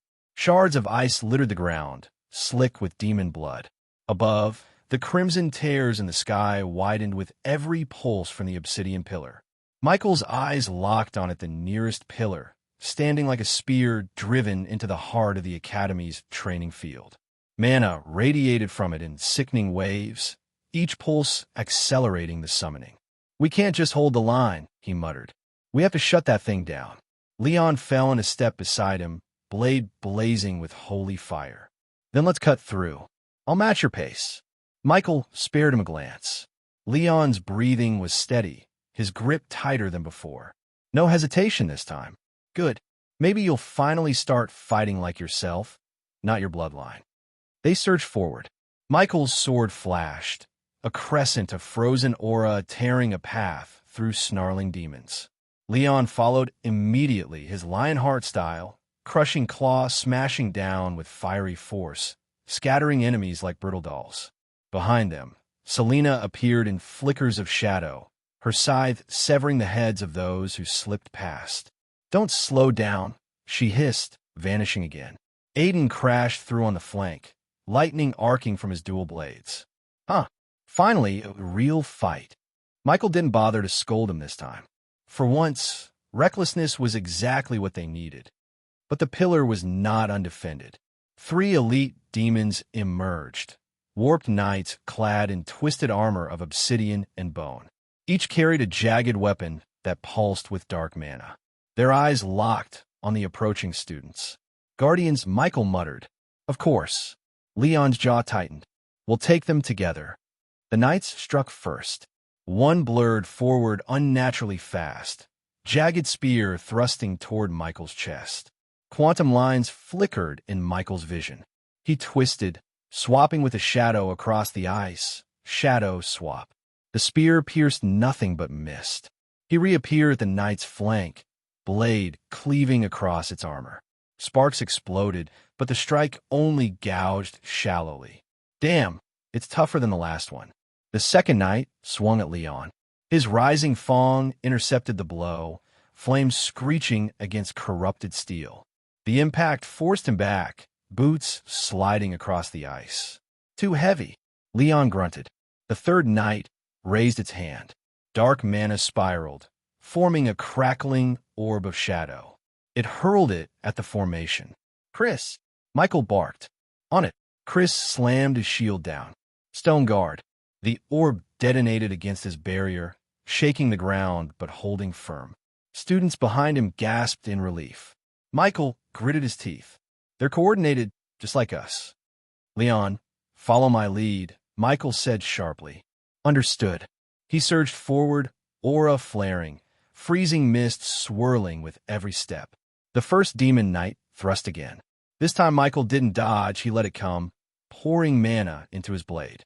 Aura conversion, overload. Blue-white aura roared along his sword. He swung upward, meeting the spear mid-thrust. The explosion of power shattered the corrupted weapon in two. Before the knight could recoil, Leon lunged. Lionheart style, rising fong. His fiery strike carved through the knight's chest, splitting it in half.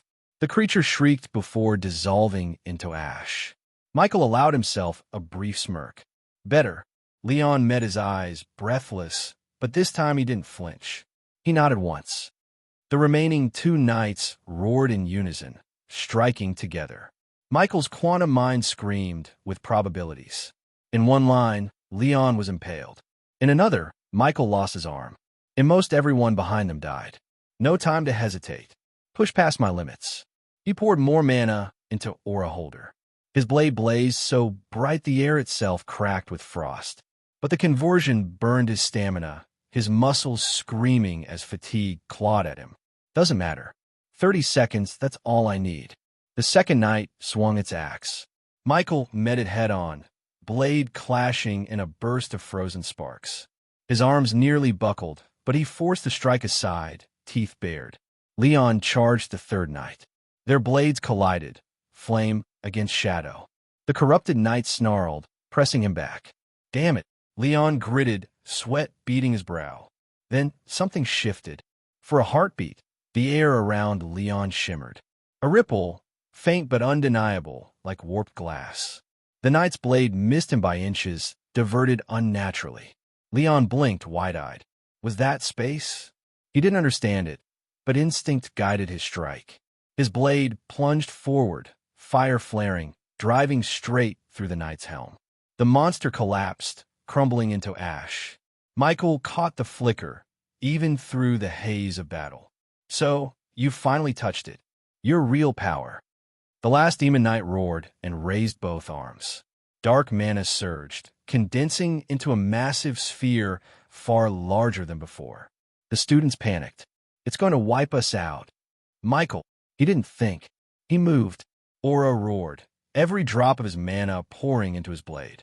His body screamed with overexertion, lungs burning, vision tunneling. Frozen edge overdrive. He leapt, slashing upward. His strike collided with the shadow sphere. The explosion was blinding, frost and darkness colliding, ripping shockwaves across the battlefield. The ground cracked. Ice shattered. Students screamed as they were knocked back. When the smoke cleared, Michael was kneeling in the ice, blade driven into the ground for support. His chest heaved, every muscle trembling from exhaustion.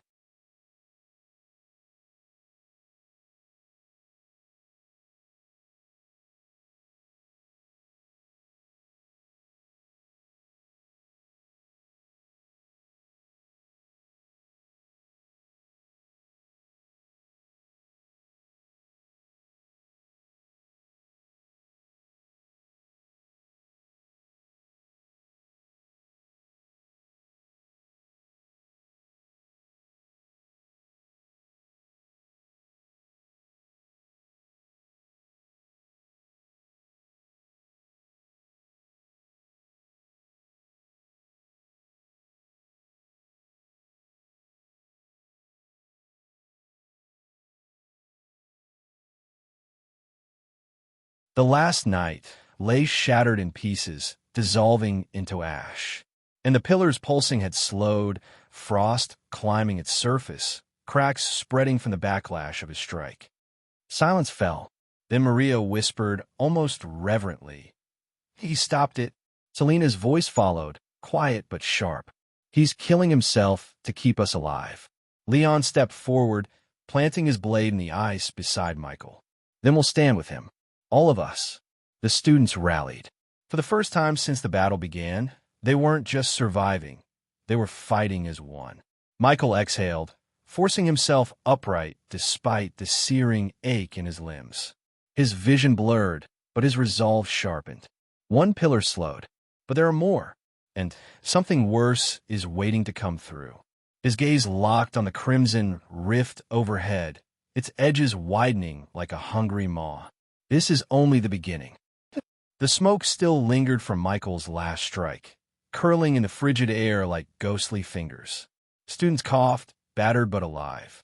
The first pillar stood fractured, ice creeping through its veins, its pulsing slowed to a faint, irregular beat. But the rifts above had not closed. They widened further, like wounds refusing to heal. Michael wiped blood from his lip, his hands trembling as he steadied his blade. His body screamed at him to stop, to collapse. But his eyes never left the battlefield. If one pillar nearly drained me, how the hell do we stop the rest?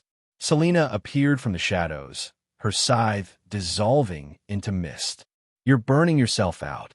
Keep going like this, and you won't last the next wave." Michael gave her a dry smirk, though it didn't reach his tired eyes. "If I fall, you'll cover for me, won't you?" Her expression flickered for something unreadable before she looked away. Leon strode up, holy flame still dancing faintly along his blade. His armor was cracked, his face streaked with grime, but his eyes were steady now. "That shimmer back there," Michael said quietly, studying him. "That wasn't just fire. You touched something else." Leon stiffened. "I don't know what you're talking about." Michael's gaze didn't waver. "Space. You been it, even if only for a second." The lion-hard air looked away, lips pressing into a thin line. His pride battled with something else. Elf fear, maybe, or doubt. Before he could respond, Draven stalked forward, his halberd still bloodied. His face was twisted in rage. "This is madness. We're following a gutter-born brat who should never have set foot in this academy." The fragile unity of the students cracked instantly. Whispers rippled through the ranks. Some nobles nodded grimly. Others looked uncertain. Aiden spat to the side. "You got flattened earlier, Draven. If not for Michael, you'd be Demon Chow by now." "Shut your filthy mouth." Draven snarled. "You think I'll take orders from him? From any of you?" Michael sighed inwardly. "Of course. The battle's only half the fight. The rest is pride." He raised his voice, calm but cutting. "You want to keep arguing? Or do you want to survive? Because while you're whining, the next pillar is waking up." As if on cue, the second obsidian spire in the distance pulsed violently. Cracks of crimson light spiderwebbed across its surface. The air vibrated with the promise of something worse. The students' faces paled. "Another one? We barely survived the first." Michael pointed his blade toward it. "That's our target. We move now." Draven stepped in front of him, halberd lowered across his chest. "Over my dead body." The battlefield went silent. Michael's inner thought, "He's not just arrogant, but he's a liability. If he keeps this up, we'll lose more than just time." Selena's scythe reformed with a hiss. She stepped closer, her voice icy. "Move, Draven, or I'll move you." His eyes flashed. "You dare." "Enough." Leon's voice boomed, infused with mana. Everyone turned to him. His flame burned brighter, authority radiating from his stance. "Michael's right. The enemy doesn't care about our status, only about how fast we die. Either fall in line or get out of the way." The Lionheart name carried weight, even in the heat of battle. Draven trembled with barely restrained fury, but he lowered his weapon. "For now," he spat.